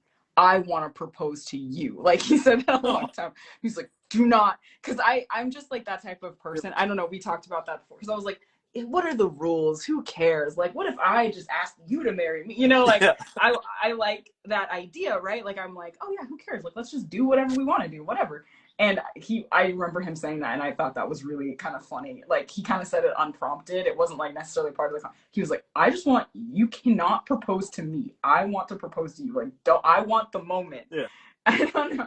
So you're like, I don't know. I guess I always thought that it would be pretty like cool to like create a surprise like that, like fun. But you know, you're talking, and it was anxiety producing. Like that was not, you know, all it's cracked up to be to like have to surprise somebody that you're living with for like a whole day and have to like get them all day long. There's a that is harder. There was a guy, or no, there was a lady that we worked with in the animation studio that we were at, whose husband now, at the time boyfriend, of course, was a big like Star Trek fan, and he, if I remember correctly, I think this is what he actually did. It wasn't like a joke, but he held out the ring box and said "engage," like they do in Star Trek, and it's pretty awesome, honestly. Like think about it, like yeah, totally nerdy. It's totally probably not the like smoothest move in the world, but like that's pretty funny. Do you ever I don't know, do you ever think about like how you would react to somebody, or like if your wife had proposed to you, like would you have liked it to be jokey, or would you have wanted it to be very serious? Like, you know, I don't know. I guess obviously yes, you clearly have a sense of humor, and that's something that's important to you. But jokey all the way, like yeah. I if she like pantsed me and said we're getting married, like in public, like I'd probably, I mean, I'd be embarrassed, but I would still, but you'd still say yes. Really funny. And like nowadays, I would probably be much more experimental in my approach to what and how I would propose. And if I wanted to do that, like I would say go all in for the joke and let the chips fall where they may situation. Now, I don't think I could do that to my wife nor to her family. Yeah. Like my family is very jokey and will tease each other like crazy, and so like my family would probably think it's funny. Her parents, not to say they're not funny people, but their sense of humor is a little bit more sophisticated than my family, and so doing something like they that, have a sense of like place. Yeah. They're like, hey, look, there's a time and place for that, and a proposal is not that time. Yeah, I could see that. Yeah, I feel like I remember when there was that trendy like flash mob trends of like, I'm gonna, you know, flash mob sing that Bruno Mars song, and you're gonna be in the back of a truck, and I'm gonna sing and get a bunch of dancers to come out and be like, I'm gonna marry you, and it was like all over YouTube. And that was definitely the time when I was, you know, maturing or whatever, becoming a fully understood teenager adult combo. And I was like, that is the last thing I would want. I was like, that sounds miserable. I personally like feel like anytime there's like a video of someone serenading you, gross. That sounds like the worst. Yeah, it sounds like my worst nightmare. Like that being stuck smiling at someone serenading. I just like every time I'm just like, I would feel so self-conscious. It's like going to a restaurant where they're singing happy birthday and you have to like sit there and wait until it's done. Someone sing a song about you, where they're like, I wrote about you. Yeah. And sing it in front of you and you have to feign interest. No, not my cup of tea whatsoever.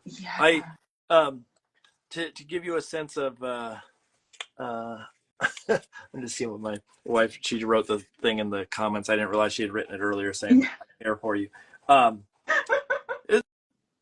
It was really romantic at the time, and she's just jealous that I came up with such a cool line. She totally is. To give you a sense of like why I am the way that I am, we were talking about, it's one of the funniest things I think my mom has ever done. My mom's pretty like serious most of the time, but she'll take a joke. But there's a level of how much you can joke with her before she gets upset. There was a time where Lauren and I went down to, they lived in Texas at the time, and I tried to estimate how many days before my mom would say like, why do you always tease me so much? But one of the funniest things I think that my mom ever did was my grandmother fell. She was old. She fell on some ice and got this huge bruise on her face that was sort of across, like both black eyes, and it went over her nose. And, you know, so it looked a little bit like a mask of some sort. Yeah. And, you know, horrible bruise. And my mom made a card and sent it out to everybody in the family that said, looks like someone's celebrating Mardi Gras early. And like, my grandmother is like this Southern Baptist woman who like, you know, super religious and whatnot. And she thought it was funny. Oh, okay. And so like, yeah, I know exactly, like, all right. Okay. That's the kind of like, not necessarily that that's the kind of humor that I put up with all the time. But like the type of family that Yeah. I have is like, you can make a joke like that and people kind of go, that's hilarious, and move on, and don't get caught up in the like, how dare you make fun of your grandmother? Yeah. Like, she's off That's limits kind of situation. But when my yeah. mom did that, I was like, that's the best thing she's ever done, was make this thing that basically crapped on her own mother for falling down like an idiot. That's honestly, that is surprising. I guess I couldn't picture. Yeah, like I don't know. I think like I feel like my family is so much more sensitive. Like my, it's not about the joke as much as it'd be like the joke about her. My grandma would be upset. She'd just be Yeah. like, "Why are you making fun of me?" It'd be kind of like she'd see it as a personal attack, even though it's just like, oh, it's because it's funny. Yeah, I mean that's a pretty comfortable level of humor. Like that's definitely one that like they're, that means they're more relaxed. Like they're more, that's pretty chill. I guess like your grandma sounds pretty chill, even if that she is like very like religious Southern Baptist woman. She sounds Were you about relaxed. to say Republican? She probably was. I know. I was like, I didn't intend. She probably was. She was Southern Baptist, and I literally, it didn't intend at all. I was like, no, religious is what I meant. But yeah. Yeah, I know. Like, there was humor that came out of that grandmother that was surprising, and then my other grandparents were not like funny of any sort. That side of the family like raised a level of family that just teased each other constantly, and it still happens to this day. Like my aunt, we went down for the reception. We had two receptions actually. This is weird. We had a reception because the family could not come up from Missouri, and so we had a reception in Missouri for those that could not come up. And there's this place. I want to say it's called what is it? Something Park. That's in Kansas City, and so we decided that we'd like rent out a little room in a restaurant and have all the family there. And I went down there, and my aunt said, I said something along the lines of, "Oh, we have this really small kitchen in our apartment." And she looked at me and goes, "From the looks of it, it doesn't seem like you do."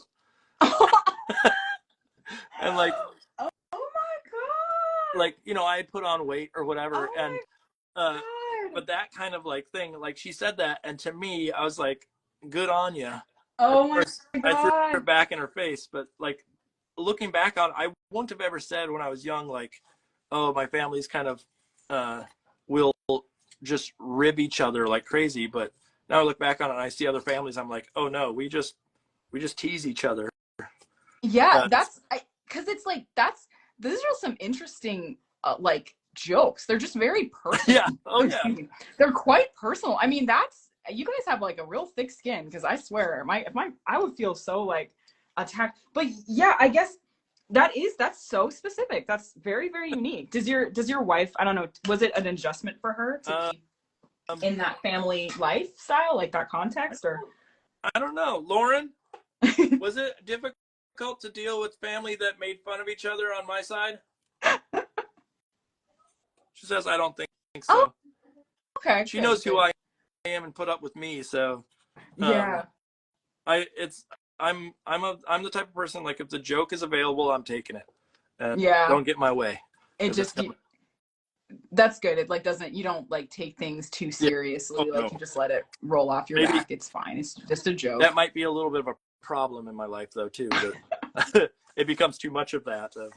Everything's a joke, and there's I don't know if this will make sense, but when I'm at school and we're having a faculty meeting or anything of the sort, in particular, there was one time where the president of the school was talking to us all, and he said, if we do this, and my immediate reaction is whenever someone says that, I have to say doo-doo.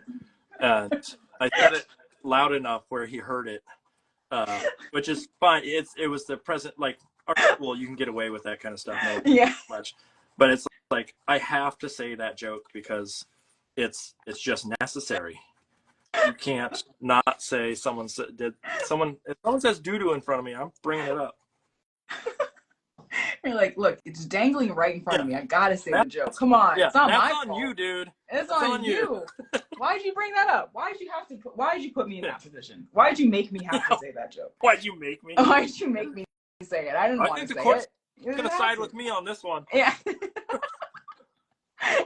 Yeah, I guess you're saying it, like, I'm realizing, like, I don't think that, like, my family's that funny. I guess I just really, my sister is so funny. Like, my sister would be a stand-up comedian. She's so funny. But I think it's just because she's like a writer, Yeah. you know what I mean? She's just really clever and creative.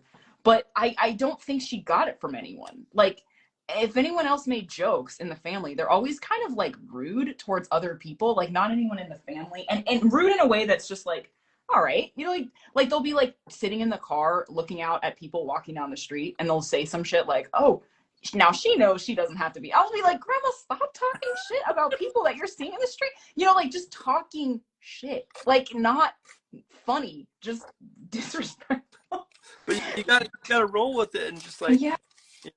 if they're talking that way, you gotta lean into it and say like, oh yeah, they do. Well, like, and I think to me, like, I did when I was a kid, but now I find that to be like, I'm like, you know what? I'm not that person. I'm going to be more positive. I'm going to open up the day and not look at everyone with a little judgmental little eye. You know what I mean? I was just like, actually, y'all are some assholes. Like, I'm going to try and be, I don't know. I think I like felt like it was just mean spirited, but maybe that's just, as a kid, I was like, well, if you think she looks like shit, like, what do you think I look like? Have Like, you looked in the rear view mirror recently? Yeah. I know. And you just like, as a kid, you just take it so personally. Like, you really hear, I don't know, maybe that was just me, but I really feel like I heard when they were like talking about other people, and I'd be like, but I have that, or I'm thinking about that. Like, is that, I don't know. I guess I just got really like self-conscious about it. So I was just getting like, no, everyone's beautiful in their own way. We're not going to talk about people. Like, let's just be nice. I was just getting kind of like stubborn about it. Or maybe like I felt like I wasn't quite coming up with good responses too. Because I also don't necessarily think I'm not like a jokey person. I think I can make people laugh. I always attempt to make people laugh, but like, I'm not going to come up with jokes. That's just never, I will tear people down without question. Yeah. I'm cool. You're like, I don't give a shit. Yeah. Well, it is a defense mechanism. Let's put it that way. Yeah. And that's part of it is like, not only was there the family like that, but there was also a friend that I had in school.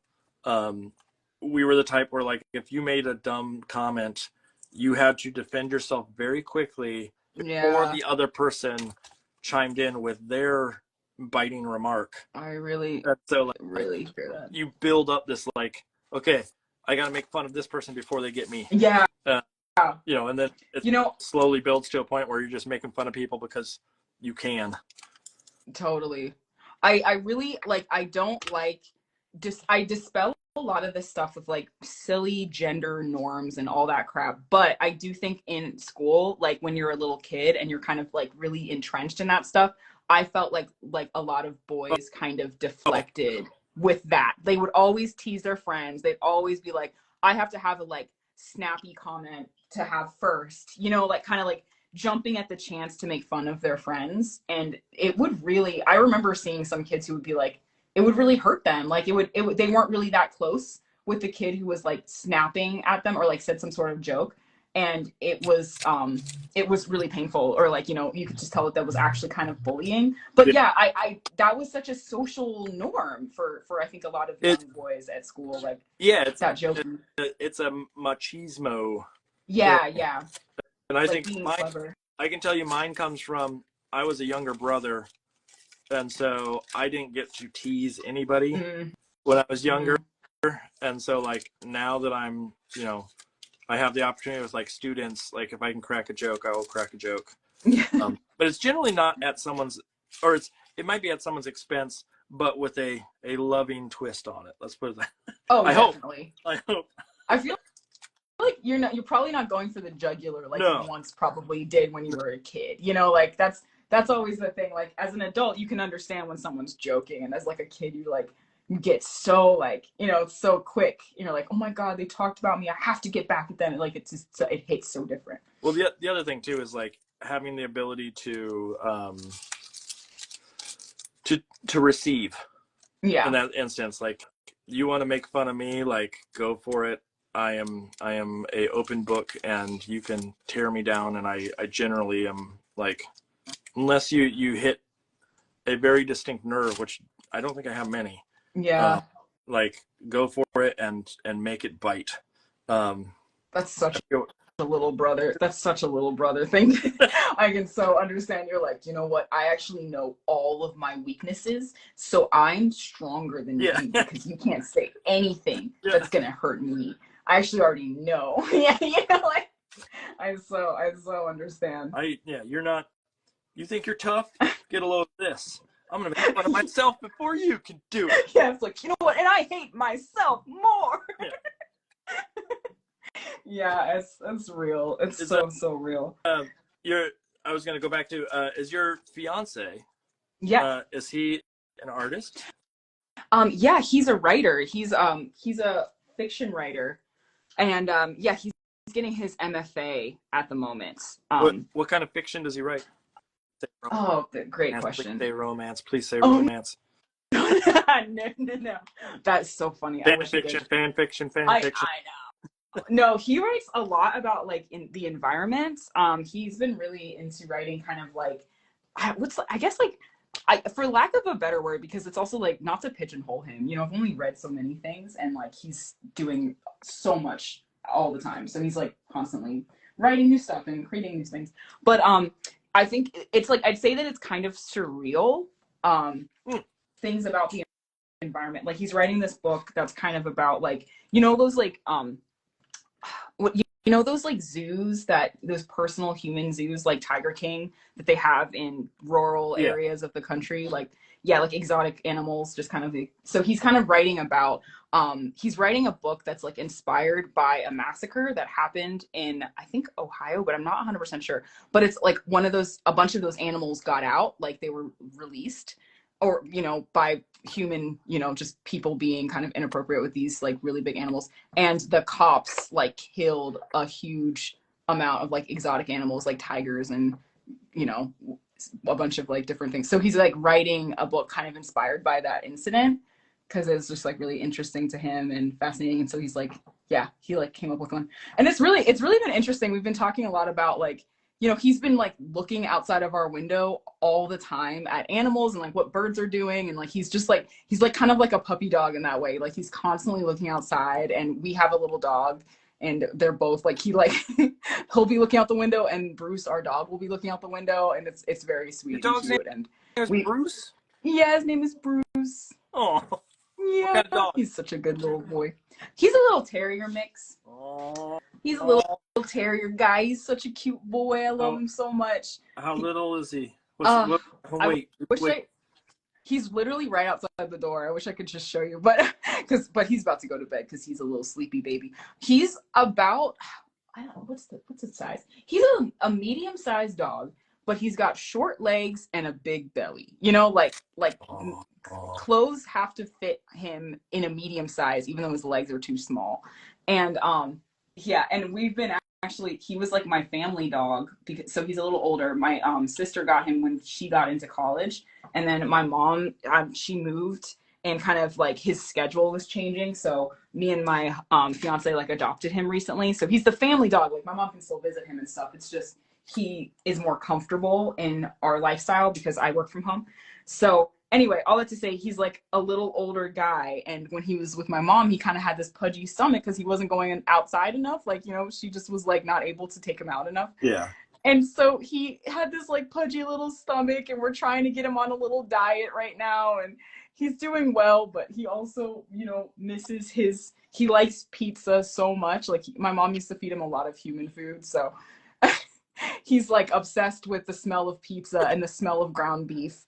And he'll like lick the floors right now because he's in his little diet moment, and it's been very funny and adorable. And like, I'm like, Bruce, you gotta chill, man. You gotta relax. I got him these little low-calorie treats that he's really just putting up with but does not want. They're like apple pumpkin, and he's like, bitch, give me bacon. I don't understand why I have apple pumpkin treats. But he's been doing very well with his new little routine.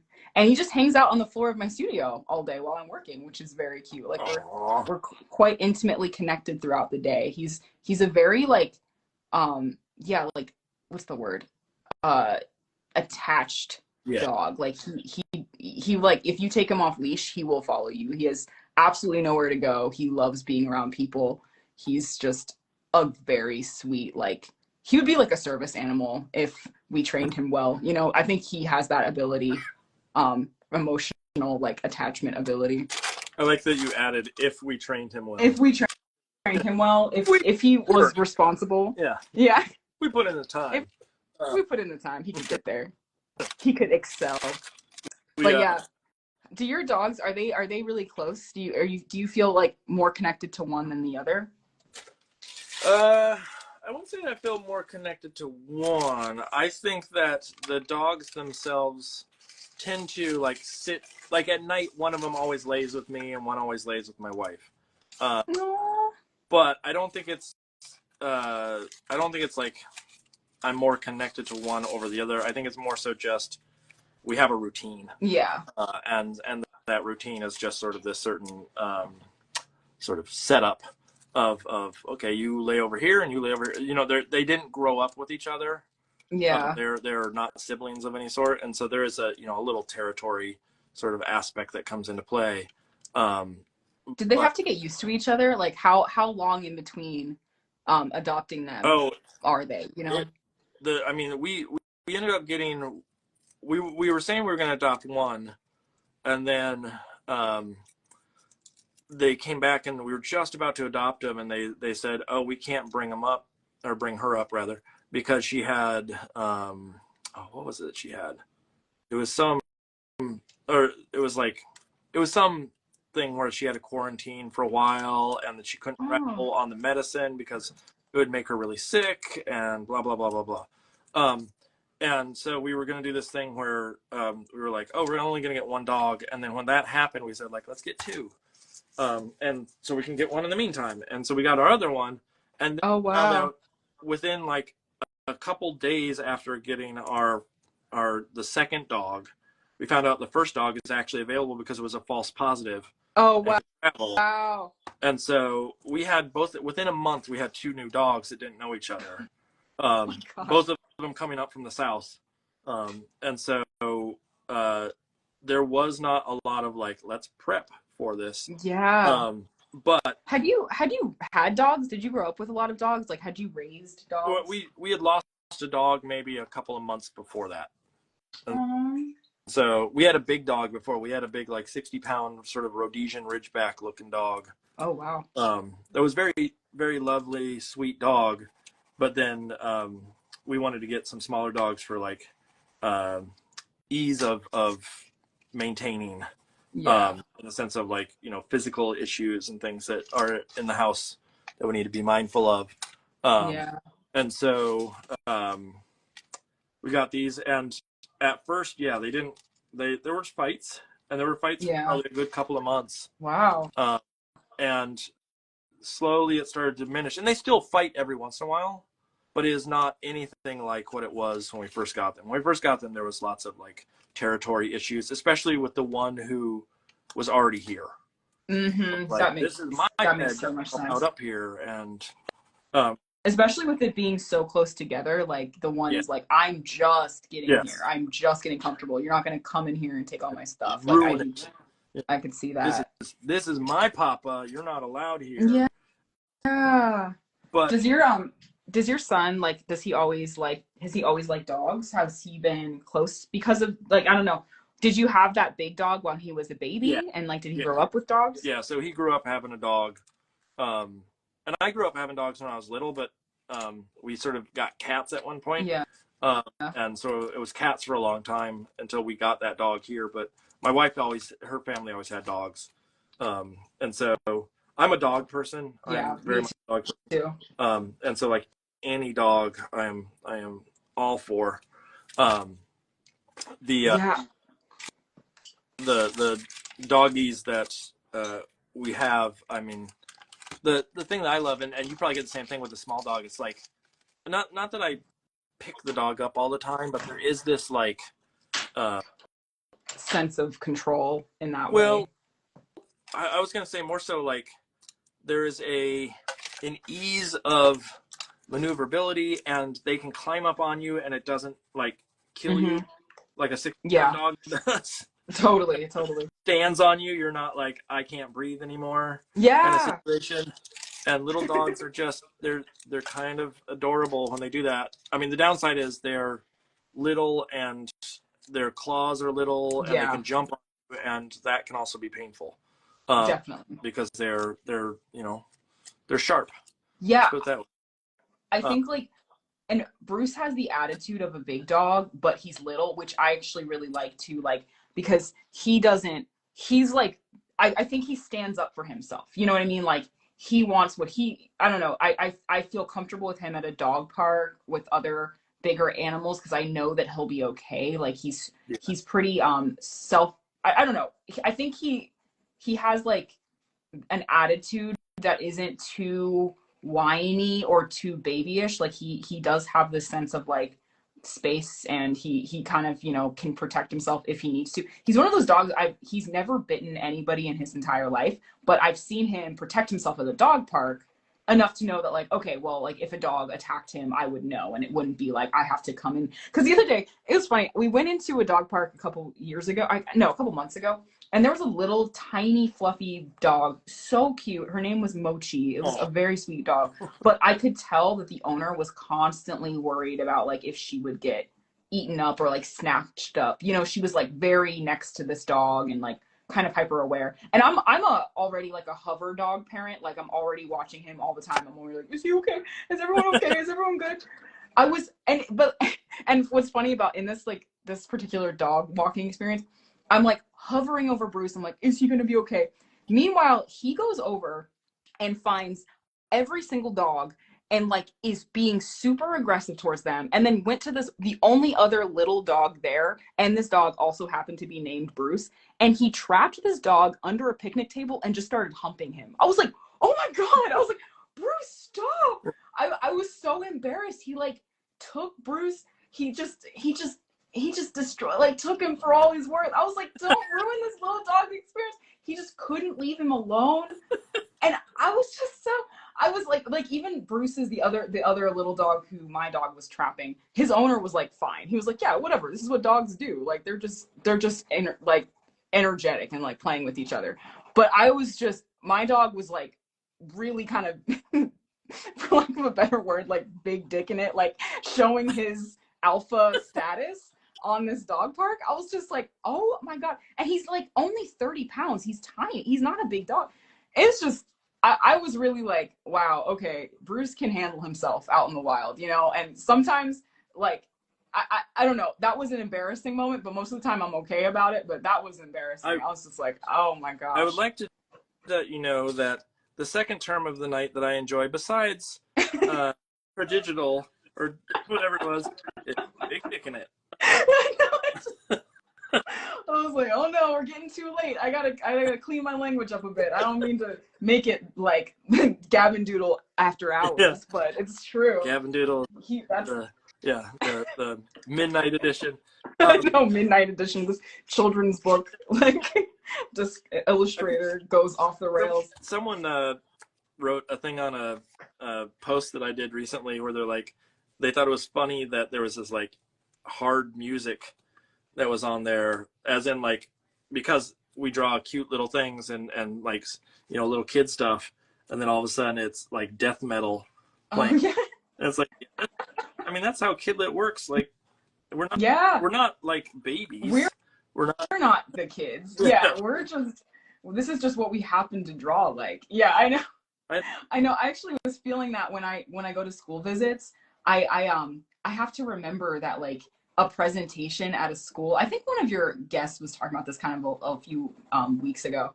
A presentation at a school, like, should be fun for them, like more participatory. Like, it's not a college presentation about like, and then editorial clients are like this, you know? Yeah. It's like, yeah, they probably don't know what that term is. And, you know, you need to chill out and just be able, like, even just the sense of like, I forget all the time to interact with the kid when I'm giving a presentation and to be like, guys, come, what do you think? You know, so I forget until I get there that I need to like ask, you know, kind of get them to raise their hands, like involve them. I haven't done a ton of school visits, so I'm getting used to it in that way. But it is funny, like you forget that that's your audience and that you want to like, they want to have a participatory moment with you. You know, that's want important. to say stuff.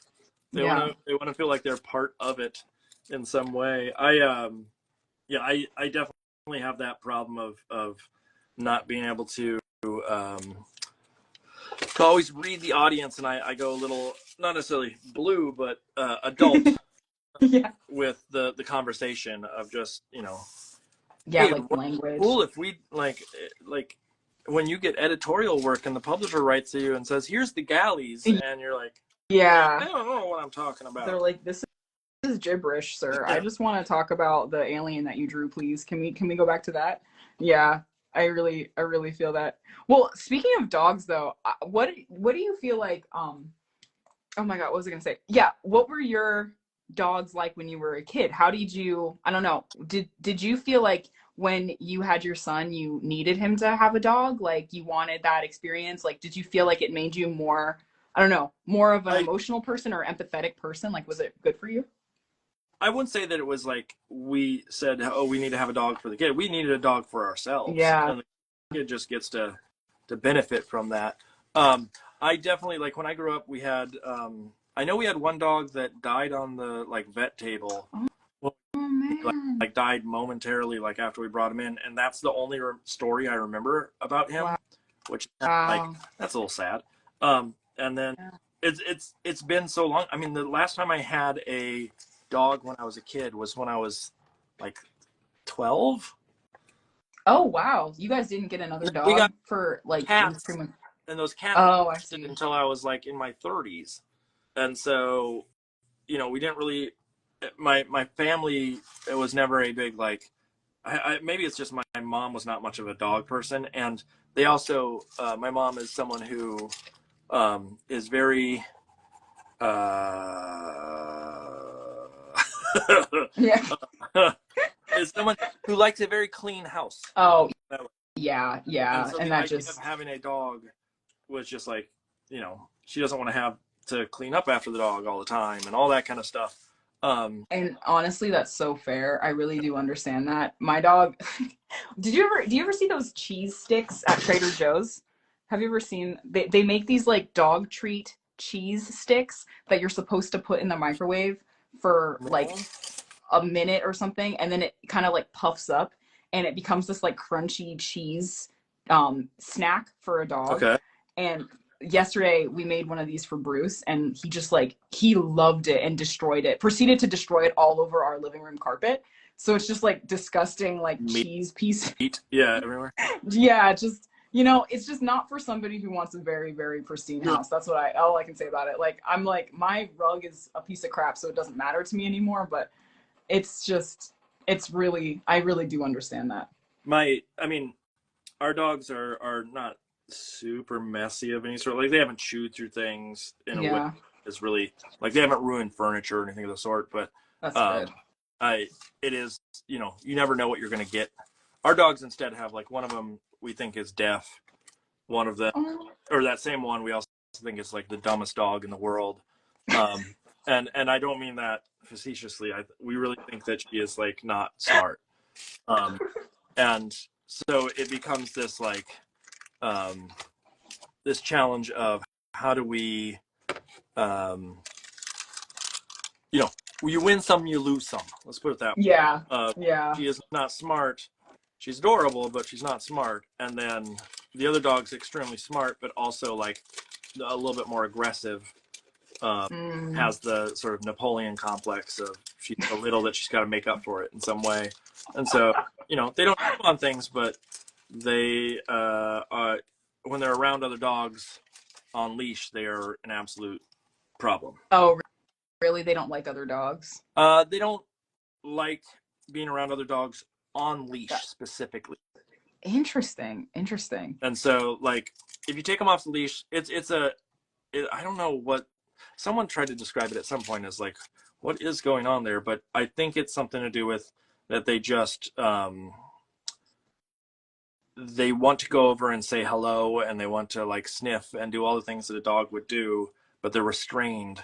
And so it's like I am not able to protect myself kind of situation, I think. Oh, they feel Yeah. more vulnerable. That So does, I guess I can understand. Yeah, that comes into play, but they are, I mean, they're also little. Like one of them's 14 pounds, and yeah, they're little. The other one is like 20 pounds. So, you know, they're smaller than your dog, but Yeah. they have an attitude that can punch a little higher. Yeah. That way. It's so interesting.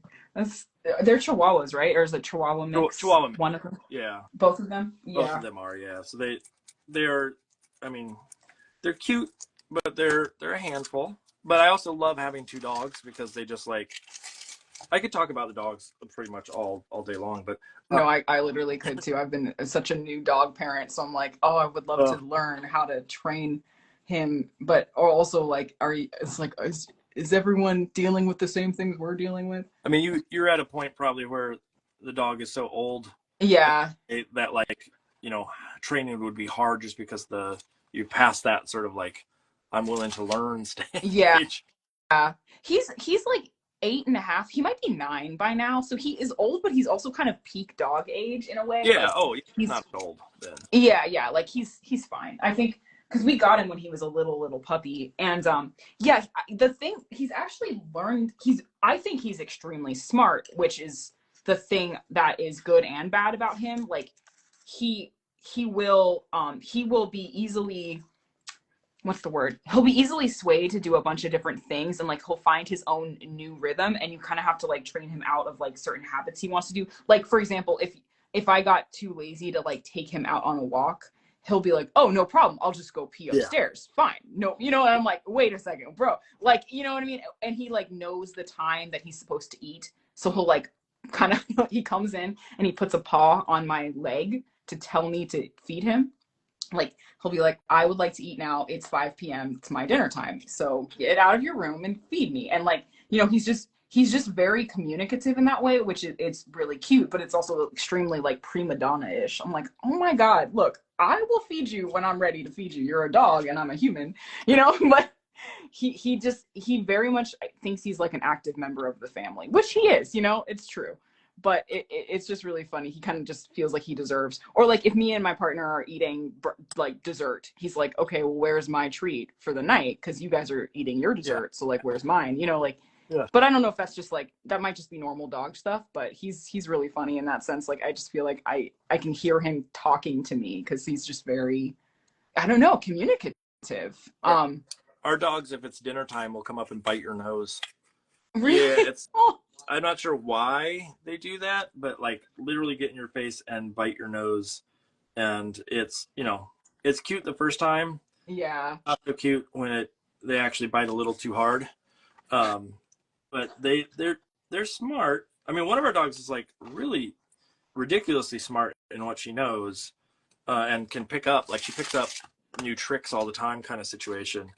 Not that she's great at it, but she's faster than the other one because the other one's a brick wall. Yeah. Who has no ability to learn in general. And so it is sort of fascinating learning the nuances of every dog. And yeah. Like I said, I could talk about them for ages because they're just the character that, especially with the little dog. Yeah. I was saying to my wife and son the other day that like they have so much character because it's the normal amount of character a dog has, but it's compressed. Yeah. And so just like it's you know, pack it down in a smaller tube, and all of a sudden it goes up a little. You know, there's like sometimes when you have like a term to describe something that is just like super accurate and really funny at the same time, and that's one of them. Compressed. Saying that the dog's personality is compressed because they're tiny is really funny. And I was thinking the other day, you said something in one of yours where you called it like flavor blasted. You said you'd said that in class. Yeah. And I've been thinking about that because I think it's so funny. I was like, that is such an accurate descriptor of like a hyper saturated image is like flavor blasted. I've been thinking about it because it was really, really funny to me. But yeah, it's good to have like one term that encapsulates what you're especially saying. when it's really a term where like people don't like, it's not a term that's supposed to be used, but everybody understands it. Yeah, like, yeah. People yes. will say artwork is like, oh, it's like a used piece of bubble gum, and you're like, yeah, it's a used piece of bubble gum, and you can't define why it's that, but it just is, and everybody understands that that's fact at that point. A word that teachers used to use that took me a long time to understand was dynamic. I was like, what are you talking about? This is dynamic, and it took me, it was such a, like, I feel like it was such an inside baseball kind of term. And I use it sometimes with my partner or with other people when I'm trying to describe a piece of art, and they're like, what are you, like, that's a really weird word to use. An odd, Yeah, it is. But I don't even know 100% what that means. Like, I know people that use it, but to me, that is like, yeah, it's a very vague term. And unless you're going to go explain what that means, like, I'm kind of like, yeah, I could take it or leave it. I don't well, that. I think it's quite, it is, as we're talking about it, it is quite subjective. So I guess, like, maybe it isn't really like a universal term, but I think about that word a lot when I'm thinking about making a composition. I'm like, oh, I want this to be more dynamic. I mean, I understand it in the sense of like, maybe it's more action-y. Yeah. Or something of the sort. But dynamic could also mean, like, it's one of those terms that could mean like 3 different things. Yeah. And, like, give me what you, or like, find another word that says the same thing and let me see if I understand it, kind of situation. As a teacher, there's often times where I try to explain a concept to someone, and to me it makes absolute sense, and then you can see the glazed over eyes of them not quite picking it up, and you have to back up and say, like, or the one that I learned as I was sort of early on in teaching was, I used to say to students, do you know what I mean? And the tendency to say yes, because they want to disappoint in any way. And so they just, yes, I understand, and that's that, perfect. And I found out later that the best thing you can say is, okay, what did I ask you to do? Yeah. That's that. And all of a sudden they go, well, you asked me to do this thing and that. And you go, well, there was a third thing or that I'm not hearing. So obviously you missed that little, whatever that content was. Do you feel like you get good conversations about, like, in your critiques? Like, do you feel like it brings up, I don't know, good conversations about art? Or, like, do you feel like your students, or maybe you just have certain classes where they're really good at, like, communicating with each other about it, and certain classes where they're a little bit more quiet or shy? Like, I don't know. It also, some of that depends on the year. Like, whether they're a freshman or a sophomore or things of this sort. That's true. But in general, yeah, I mean, I think most of the students are pretty good at speaking. There's the quiet kid, and I was the quiet kid when I was in school too. So I get the idea of, like, you don't want to say something and be wrong, sort of environment. But in reality, I think that most of the students really understand how to engage in a way wherein, like, they've gotten to a point, and maybe this is just a generational thing too, that they're very careful in their wording to make sure they don't step on toes. Wherein they offend someone's art or, like, their work. So there's this like tendency to be a little bit more hesitant, or not hesitant, but what's the word I'm looking for? Like, just careful in their phrasing. Trying to be a little too kind, almost, where it's not really, like, all that helpful. I mean, sometimes it can be good in the sense of, like, they say something that's really like spot on, but there is the tendency sometimes to be a little bit cautious, and then when they hit senior year, it's sort of like, who cares? They understand where the person's coming from, but especially in those early years, the freshman, sophomore, there is a tendency to just sort of sugarcoat what they're talking about in a way. That's really, really true. I mean, I never wanted to raise my hand, not just because I was, afraid I was going to say something wrong, but I was also just, like, just straight up shy. I just didn't want to speak out loud. And there's just those students that show up on a regular basis in crit. And what's sad is a lot of times those are the students that really know what they're doing. Yeah. Yeah. Oh, wow. It's so true. It's so true. I think too, like when you're still, and I don't know, that's also a whole thing. It's like often crit, in the early years, like you kind of feel like you need to really know what you're talking about. You feel like you don't, like you kind of disregard your own personal aesthetic because you think there's like a better aesthetic that you should be having. I think, or at least, maybe that's how I felt a little bit, where I was like, okay, well, maybe what I like is like cheesy or ugly or, dumb, stupid or like lowbrow or something. I need to like know more before I say something. And I think when you get to senior year, you are a little bit more, you literally have learned more, you're more confident because you've learned more and you have more to pull from, but also you have like a little bit more confidence just in yourself of like, I can say something and the world's not going to end. Like, it's not unhelpful. It's actually really helpful. And that's probably one of the biggest things I miss in art school, is critique. I really felt like that was so helpful for me, just to like talk about, hear what people thought or responded to in my work. Group now? Yeah. Like I'm on a couple of Discord chats, and I do have like, there's a critique section. I think it's hard as we're all professionals, because I actually think it's kind of almost swung sometimes the opposite, where you're a little bit like, you're so, so much that you're kind of like, hey, well, everything's subjective. Everyone can get work. Who cares? I don't know. It's a little bit less like, I don't know. Maybe that's also, I think everyone's just very, very nice, like almost too nice. And I'm like, I appreciate it. And like, hey, we're all friends of each other. Nobody, I don't have any issue. Like, look, I don't know. I want there to be more freedom in being able to be like, hey, this did or didn't work for me.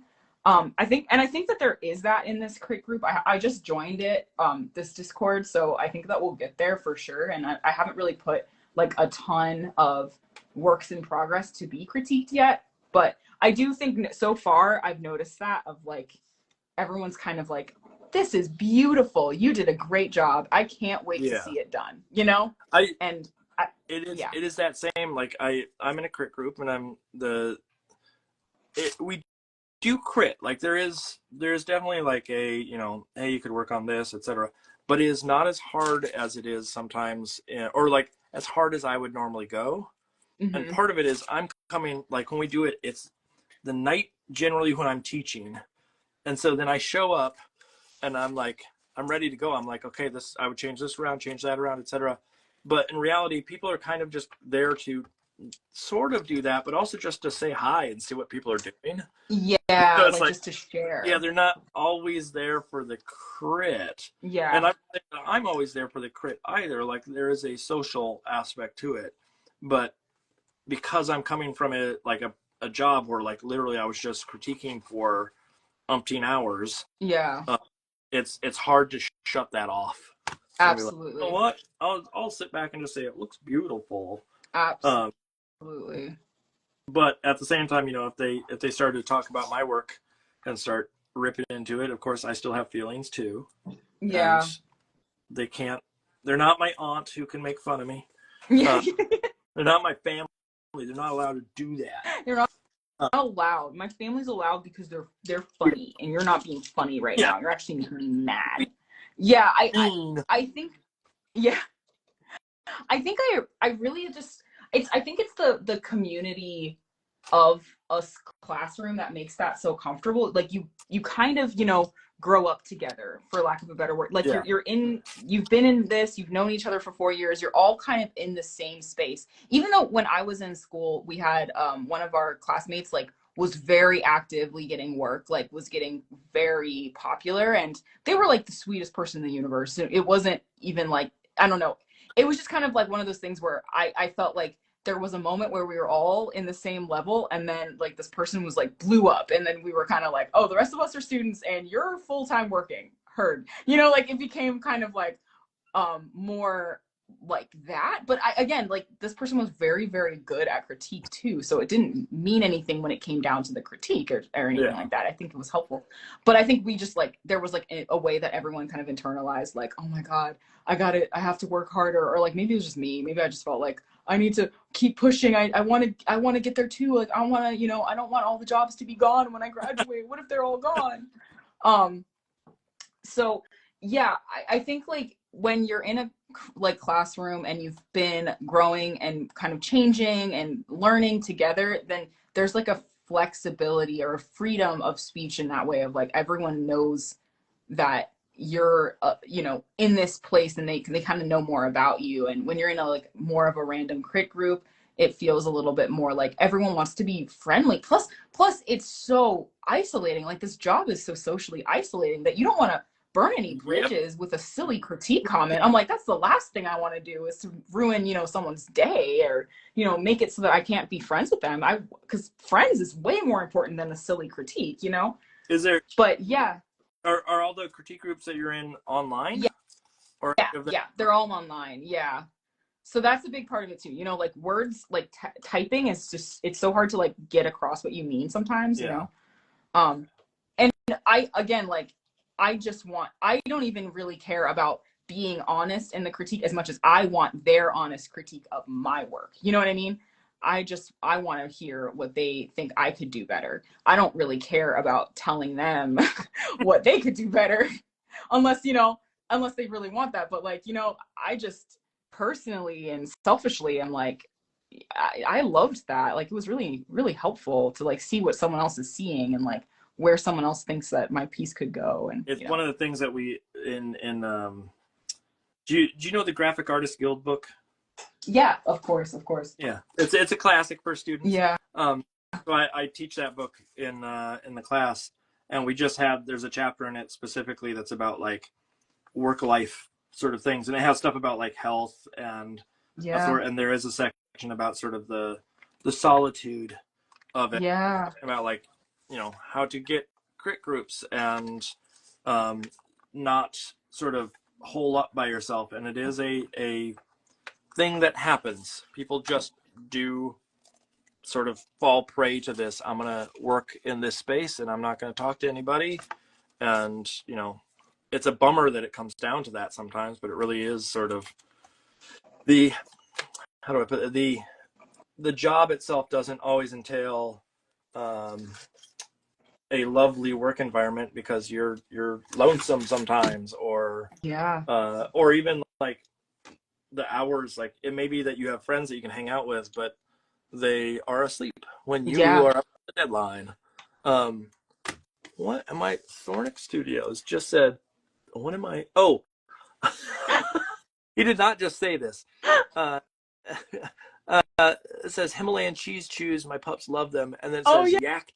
Yeah. And I did not see that was in reference to what we were talking about before. And so I just saw, yak cheese.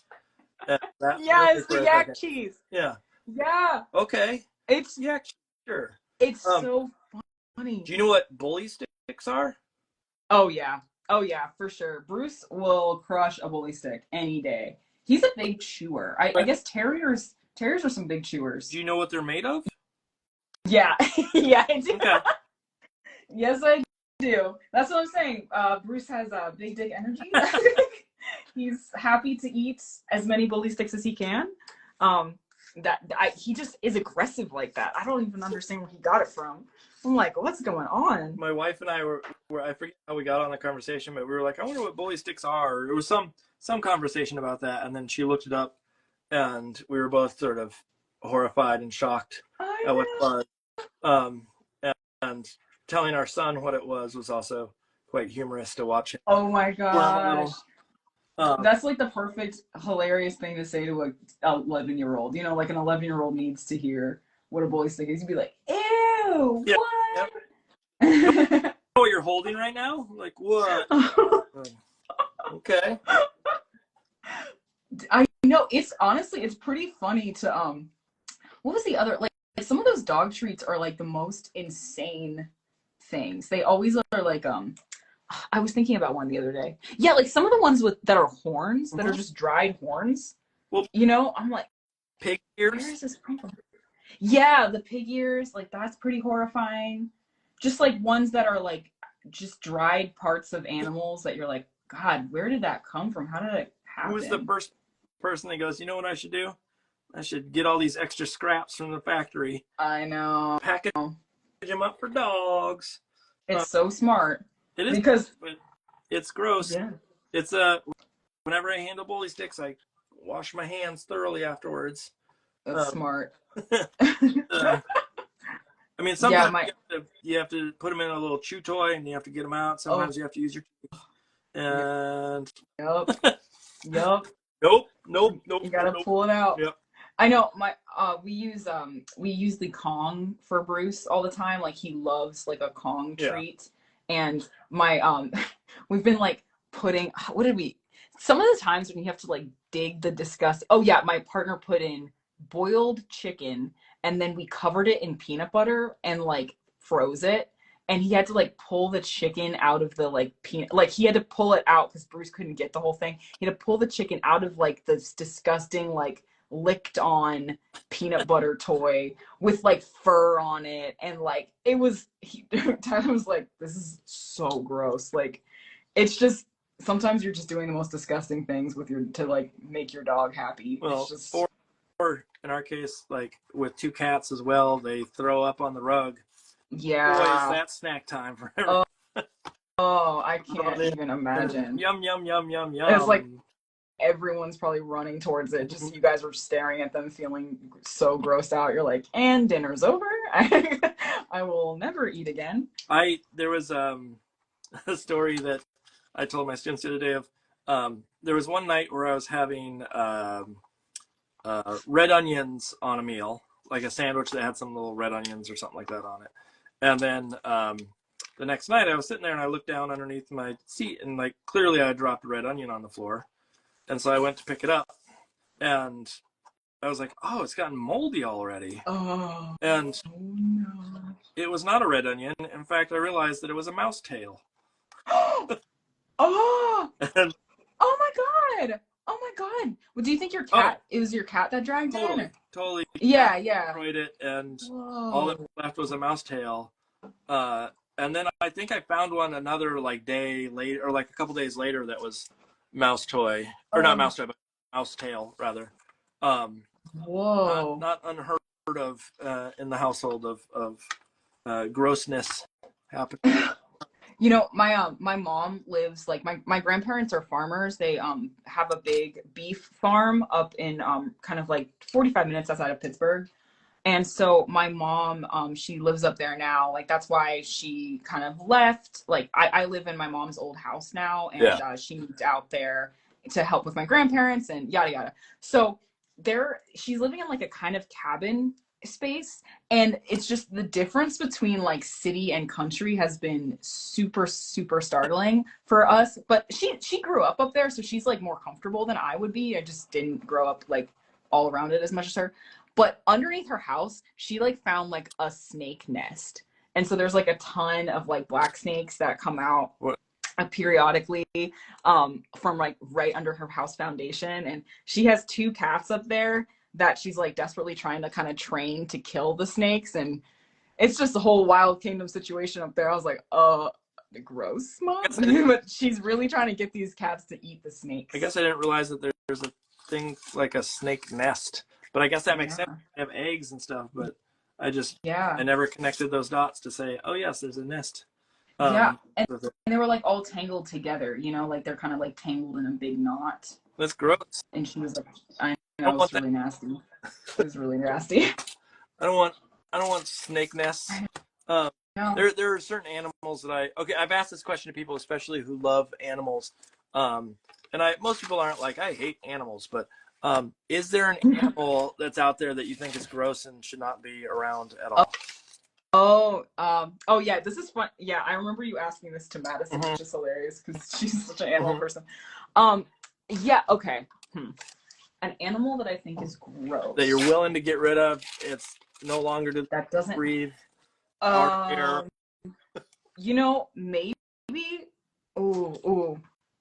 I want to say my first instinct was to say possum, but that's not fair because possums haven't done anything. They eat ticks, you know. Oh, tick. I guess tick would be a good Okay. one. Okay. I would love to eradicate ticks from the planet. They're disgusting and they should not exist. You And I won get over so my wife with that one because yeah. she absolutely hates ticks. I don't like ticks either, but Oh, she is dead set against ticks. She does not like them. as like dog people, you know, you have to Yeah. hate ticks. There's just Well, you're down in that area as well, where it's like yeah, where ticks actually can be really dangerous. yes, So like, yes, totally makes sense.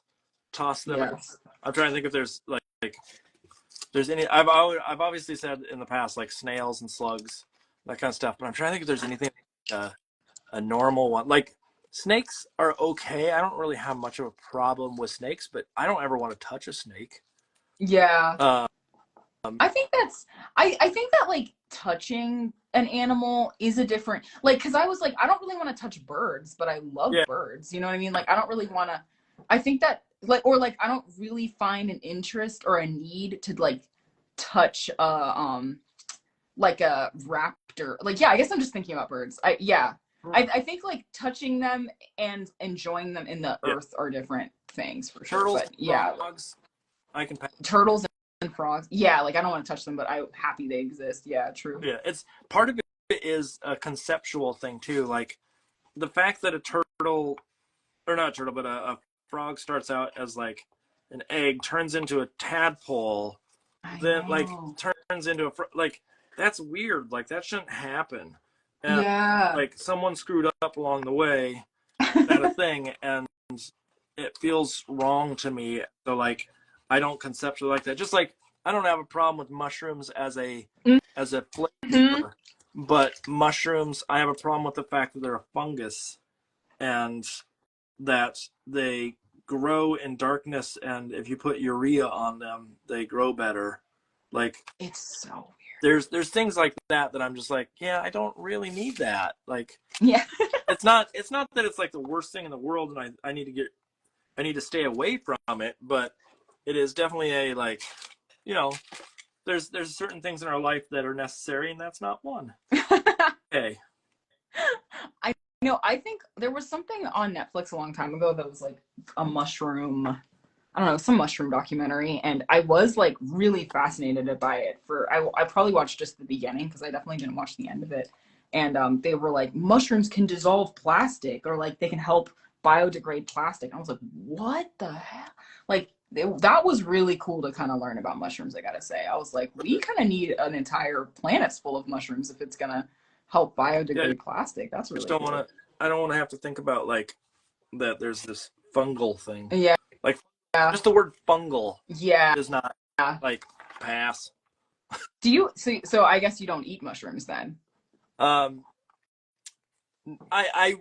if they're in something where I can't really get away from them, Yeah. I will. But if it's a choice, no, I'm good. I can walk. Like when I was, I went over to China for school one time, and we had this like lovely meal that was provided for us at this restaurant, and it had mushrooms in it, and it's like we were meeting with like this huge head of state of their education thing for like that region of China, and it's like I can never be like yuck. Yeah, you can't be like ew. Yeah, your food is gross and weird. Yuck. Can you give me French fries, please? Extra ketchup. Yeah. And so, you know, I ate them there and they were fine and they tasted good, but it's just it's a problem with the concept. Just like I have always assumed that most people do not have a problem with taste, they have a problem with texture. Yeah. And so like, you know, there's like tomatoes. I like tomatoes. I don't like tomato seeds. Yeah, that's fair. You don't like the slimy textured stuff. I don't need it to be that wet. I'll dry my tomatoes and make them a little more like crunchy or something. And that like that's fine by me. Hey, a nice little sun-dried tomato. That's a treat right there. Nice. You know, I was disappointed. I went out to like one of our favorite bars, and we've gotten or I've gotten before, they make like, or I don't know, they give you like a little dish of really delicious olives, like really big green olives. And the other day we went out and I ordered that again. I was like, oh, I can't wait. And they heated them up. So they were like mushy. And that was like a huge textural no-no. I had no idea, like they kind of boasted on the menu. They're like, now warmed olives. I was like, no, go back to the cold. What are you doing? I don't want a mushy, warm olive. Like it was like it was very, I don't know, jarring. It did not taste like, I don't know. Pre-chewed. And you're like, yeah. cool. It was that slimy kind of texture, like it was slimy, it was salty, and it was warm in a way that I was just like, no, this isn't what olives are supposed to taste like. I don't know. I was really disappointed because I spent $5 on these stupid olives. Like, come on, man. I've said this to people, and it's rare that I find someone that agrees with this, but I don't like hot liquids. They're like teas and I've heard that before. I have no interest in soup. I can only manage if it's like thick. So if it's like a chowder, that kind of thing. Oh, really? Chicken noodle? Yeah. It's thin. You don't like broth? Like you don't like like when you're sick or anything, you don't drink chicken noodle broth or anything like that? No. Oh, wow. It's a viscosity thing. And so what someone says slimy oysters. Yes, oysters. Oh, yeah. Absolutely, God no. Yeah. If that's thing never gonna work. Basically a big thing of snot, I'm good. Oh. Move on. That was another kind of like weird, maybe millennial, early aughts, late 90s trend. When I was a kid, they made so many booger jokes in movies and TV that I like can't even, like, it just like grosses me out to like even picture like that kind of slimy, I just remember like so many jokes on like kids movies and stuff where like a kid like sneezes and like snot fills the room. I don't know if it was just it just makes me want to just like vomit. Are you? I can't. Hey, wait though, because now that begs the question: are you gonna have kids? I have no idea. You might not be able to avoid that at some point. Yeah, right. That's the one. I think that is one thing that really is. It's like it really grosses me out. I've noticed how many kids are like that. I in my adulthood, I've been like, oh wow, kids like pick their nose a lot. I kind of forget. I thought that I never remembered when that ended, and I guess it takes a longer time than I thought. There's adults that pick their nose. That's how I know. I have to say sometimes when I'm driving, I look back in the rear view to like see what the person's doing in their car behind me. And I've caught many a nose picker in that rear view mirror, I gotta say. And I've been like that. I've just had the biggest regret. I'm like, why did I even look? I did not need to see that. There is some they might be striking gold. You're yucking their yum. Yeah, I guess so. Well, I'm happy that they are, they are in a private environment. It's my fault. Yeah. I didn't have to look at that. So I have kind of like tried to remind myself of that. I'm like, look, just look forward. You don't need to be spying on people in their car. It's fine. So I do think that I deserve what I get. If I'm looking at someone's car and they're doing something, that's on me. That's not on them. But there's a slimy stuff. I feel like there was something that was related to that. I can't think of the story now. It doesn't matter. It don't matter. Was your son into slime when it was popular? Like, did he make slime in school, or was he one of those kids? Didn't really make it, but there was a lot of like, hey, you got a little party favor, and guess what? It's slime. Yeah. It's not the most fun thing in the world, honestly. It's just like, it's fun for like 2 minutes to like wiggle around your hand, and then done. Yeah. And it's, there's, I have a feeling like making your own probably is a little bit more fun. Yeah. But it's not anything that I would go out of my way to bring into my life. Let's put it that way. I super agree. I used to work at a children's museum here before the pandemic. And that was like, we did a lot of like education programming and stuff. And they were like, oh my God, we have to make slime. Like all the kids want to make slime. And that was one of those ones that I was like, I really don't want to participate in that. Personally, I was like, ugh, why do kids want slime? I just did not get it. I mean, admittedly, I think it's a like there's a certain age where like tactile stuff is more fun. You know, like that's the same thing with like that kinetic sand. Like where that like rolled around, and I don't think it's as big as it once was, or there's things like that pop up. I really liked kinetic sand. I remember like you go to like what's it called? Brookstone, you know, like one of those stores, and they would have like the kinetic sand little tables that have 2 billion people's hands in it. I loved that. Still have Brookstones?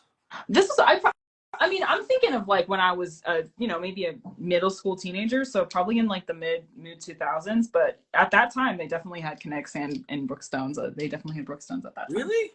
Yeah. Okay. At least I don't know. You know, Pittsburgh's kind of old fashioned. Like our malls are not. I don't mean that. So, I think that's like early for it.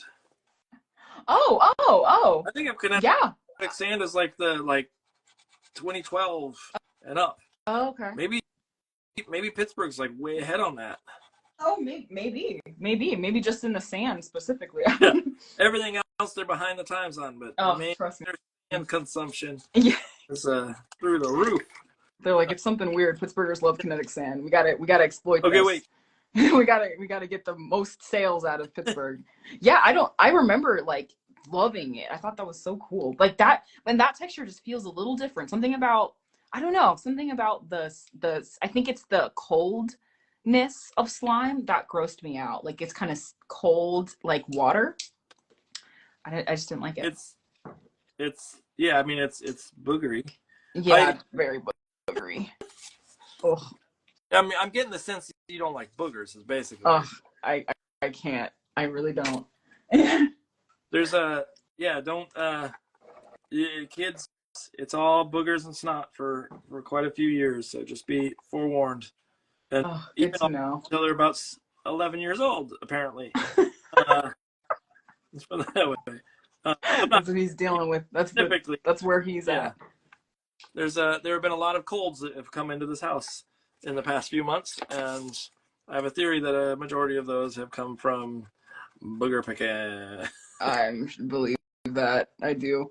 It's also like, I wonder, you know, with everyone's like since the pandemic, people just are getting sicker because you're like, you know, I don't know, just it's become like one of those things. It's like harder to treat, and it's like it's lots of, you know, school stuff just like normal, and I don't know, maybe it just feels like there's a lot of colds going around right now. There are. I think that, you know, we were pretty good about masks and things of the sort. Yeah. Just being. I think that is also hitting that. Just like he wore a mask longer than all the other kids in his school. Yeah. He's getting hit by all these colds that were once, you know, that everybody else is maybe not getting hit in the same way. And so yeah, I feel that. That's part of it. I feel that. I will say that kids are cool, but like I said, there's some issues that go along with it, and you got to understand those issues. You got to know what. Do you ever wish you had two, like another, like a sibling for him, or were you pretty knew that you'd be one and done? There was a point where if I were gonna have another kid, I'd probably adopt, and there was a point where like I was like, oh, is this something? And now we're old enough. It's not worth the fight. Yeah. Because that is a very hard process. Yeah. It's not an easy process. We looked into it at one point. I've been asking students actually recently that I found out, like even a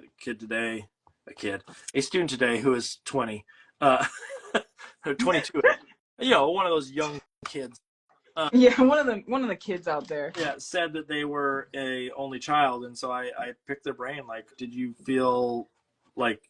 wish that you had a sibling? Was there do you feel like it was a good thing, a bad thing, etc.? And there's pros and cons both direction. Like obviously, our kid gets a lot of attention. Yeah. The thing that's the weird one that I'm like that concerns me the most about it is not the loneliness or that side of it.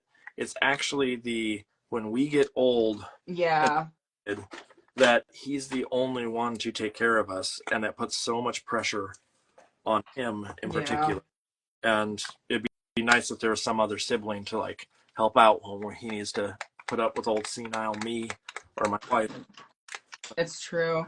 Well, the thing that I think, like, right now, my grandma has been kind of going through some health issues, and my dad, like, my parents had me and my sister when they were really young, and my dad doesn't have like a great relationship with my grandmother, so it's mostly like me and my sister, and we're her grandkids, taking care of her. And I think, like, if she were to think back 20, 30 years, she probably would never have expected that it would be us. And, we have a great relationship. Like, she really helped raise us, and, she's been there, and all this, like really, really, important, kind of fundamentally, foundational, I guess, moments happened with her, like, instead of my dad. And, for all the bad things that happen when you have kids really, really young, like my parents did, there's a lot of good stuff with, like, you get a grandparent relationship that you never really saw coming. And, like, I guess to say that you never can predict the future, maybe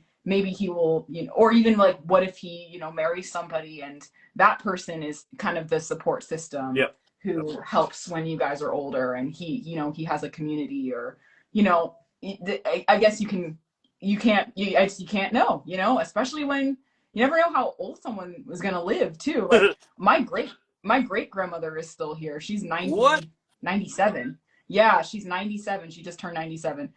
And she's like, I took her out to get her hair done, and like, I've been spending time with her and doing things with her. And I know that she never ever would have seen that. Like, I don't think she thought she would even meet her great grandkids, but here we are. So yeah, I don't know. He might just build like support in other ways when you guys get older. But that's awesome that your great grandmother is still. Yeah, it's really, really cool. I really value the fact that we can talk to each other.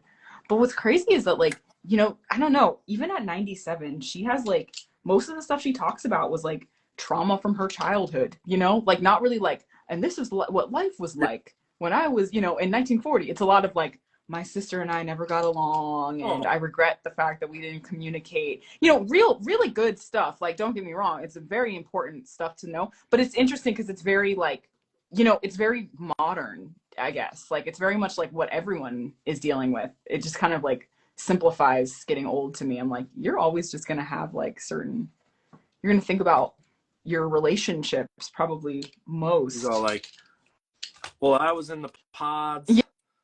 Yeah. I met your great grandfather behind the wall. All I heard was his voice. Literally. Yeah, I know. Oh my God. I was like, Love is Blind. Yeah. Too modern, Grandma. It's like, damn, Grandma, you're really so modern. You really like picked him out. I know. I was thinking about like, I always want her to tell me like, okay, yeah, what was it like in the 40s? Like, when you were a kid, what was it like? And she's like, I don't know. I was mad at my mom. I'm like, I'm like, okay, but like, does it freak you out that we have cell phones? And she's like, I don't care.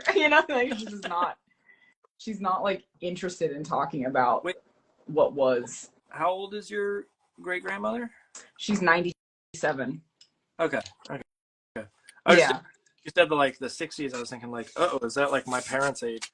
Yeah. I was trying to do the math of like, how old is your great grandma? I know. She also like, what was it? Man, I was just thinking of something. Oh yeah, like the one thing that's crazy is that she worked for a telephone company and she was an elevator operator. Like, her jobs are ridiculous jobs to think about now. You know what I mean? They just like are jobs that just totally don't exist. A telephone operator? Yeah, okay. Yeah. She worked for the telephone company. It's funny because like, I'm of an age where I'm like, that's not that. I know. It doesn't sound that crazy. I guess I'm being a little. But her phone had a cord to it. Like, yeah. That's real old. Can you even imagine? What was that world like? Oh, I can't even deal with that. Her phone didn't even attach to the internet. Yeah, no. She had to text people by pressing the numbers multiple times. Yeah. She had to press the numbers. Yeah. You probably know it more than I do. What the name of that? There's a name for that type of texting. Yeah, I know what you're talking about, but I don't know if I don't know the name. Yeah, we don't need to spend. We don't need it. But yeah, like, or like, you know, she got her Social Security is like still going strong. Like, she's been retired like almost just as long as she's been alive. It's kind of crazy. I thought you like, I always think about Social that. Security number is 1, like that. Yeah.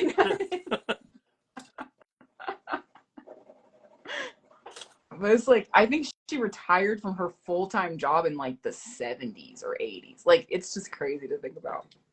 I do want to warn you, we have a total of 6 minutes left before it cuts us off. Oh, shoot. Okay. Well, I guess, I mean, I'm not finishing this at all tonight. It's so much. It's too much. How are you doing? I'm getting close. I don't know if, I mean, I have to do a lot of digital touch up. Let's put it that way. And I am not happy with the colors. And so I'll probably tweak colors digitally. I'm okay with the setup on some of it, but the colors are a little funky. And so I might need to tweak that, but it needs some work. Let's put it that way. It needs some work. I so feel that. I'm like, truly, I feel like I like got a little patch where I was trying to paint, and then I like erased a bunch of colored pencil accidentally. So I'm learning a lot in this process. I'm like, oh, that's what you don't want to do. Understood. I think I started like the wrong. I made these teapots the wrong color to begin with. So like the color, I needed to pick a stronger palette, I think. And so like, I'm going to see if I can alter, like twist it a little bit digitally so it's not so like red. Yeah, I feel that. But I think it's mainly digital that I got to finish on this guy. But I feel that. Well, I guess I probably will end it here just to let my paper dry and just get into. Here's what I'm gonna do. I'll do this. I'm gonna switch the camera back down to me. Okay. And then we'll send off that way. Woo! There. I'm all like frantic and hair sticking every which way. you get to see the real behind the scenes. I'm wearing like overalls, and I put all of my colored pencils in my little pockets, and they just all fell on the floor and collapsed and broke. Yeah. Well, wait, they're Faber-Castell, right? Yeah. Yeah, they just only the tip broke, thankfully. Okay, I was gonna say, yeah, they should be pretty good because those handle well. But these are pretty solid. So before we get cut off, let's I want to say thank you. This is a gift. These are those nights where like having a conversation with someone I've never met before. I follow you and things of the sort, but never really like had a conversation beyond a, hey, you want to be on this thing? Yeah. And then you say yes, and I'm like, yay! But I feel like we walk away at the end of the night where I'm like, I know so much about you. Yeah. Like weird little behind the scenes things and stuff that just doesn't naturally happen in a like text message or whatnot. And so I have thoroughly enjoyed this. Same. More than most people would ever know that these, and in particularly this evening, having this conversation was lovely. And I will say, what was the terminology? What was the term? Tradigital? No, the other. Big. I was like Big Dick Bruce. I don't know. Yeah, it was something. It wasn't BDE. Yeah. But it was something. It was something that had that D part of it in it. He was big dicking around, maybe. Oh yeah, that's what it was. He was capturing the other dog under a picnic table.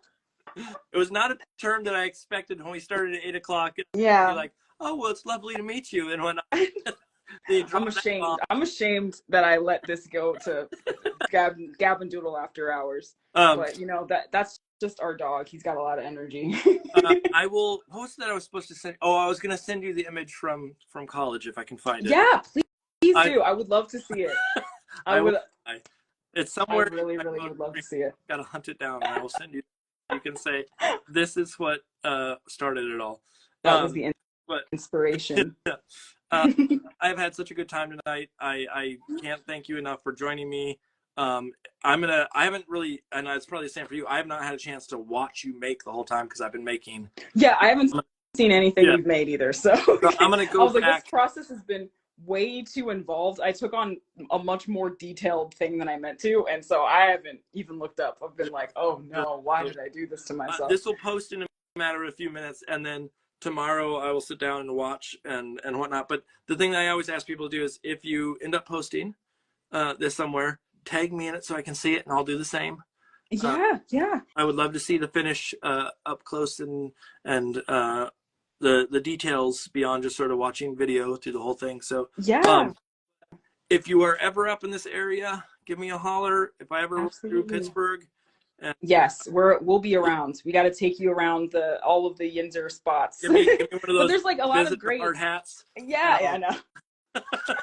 There's like so much more to Pittsburgh. I'm so disappointed that I only said those things. I should have said more. But yeah, absolutely. Like any single time, this was a pleasure. And then thank you for the invite. If I don't talk to you before, I mean, I assume it's a ways out, but your wedding and whatnot. I wish you luck. Oh, thank you. Otherwise, we're so excited. It has been lovely. Have a good night. I hope you guys have fun. Bye. Bye.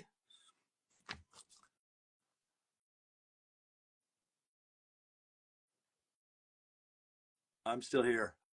Okay, I think she's logged off. Real quick, next week, Oyvind Torseter is going to be joining us at 2 p.m.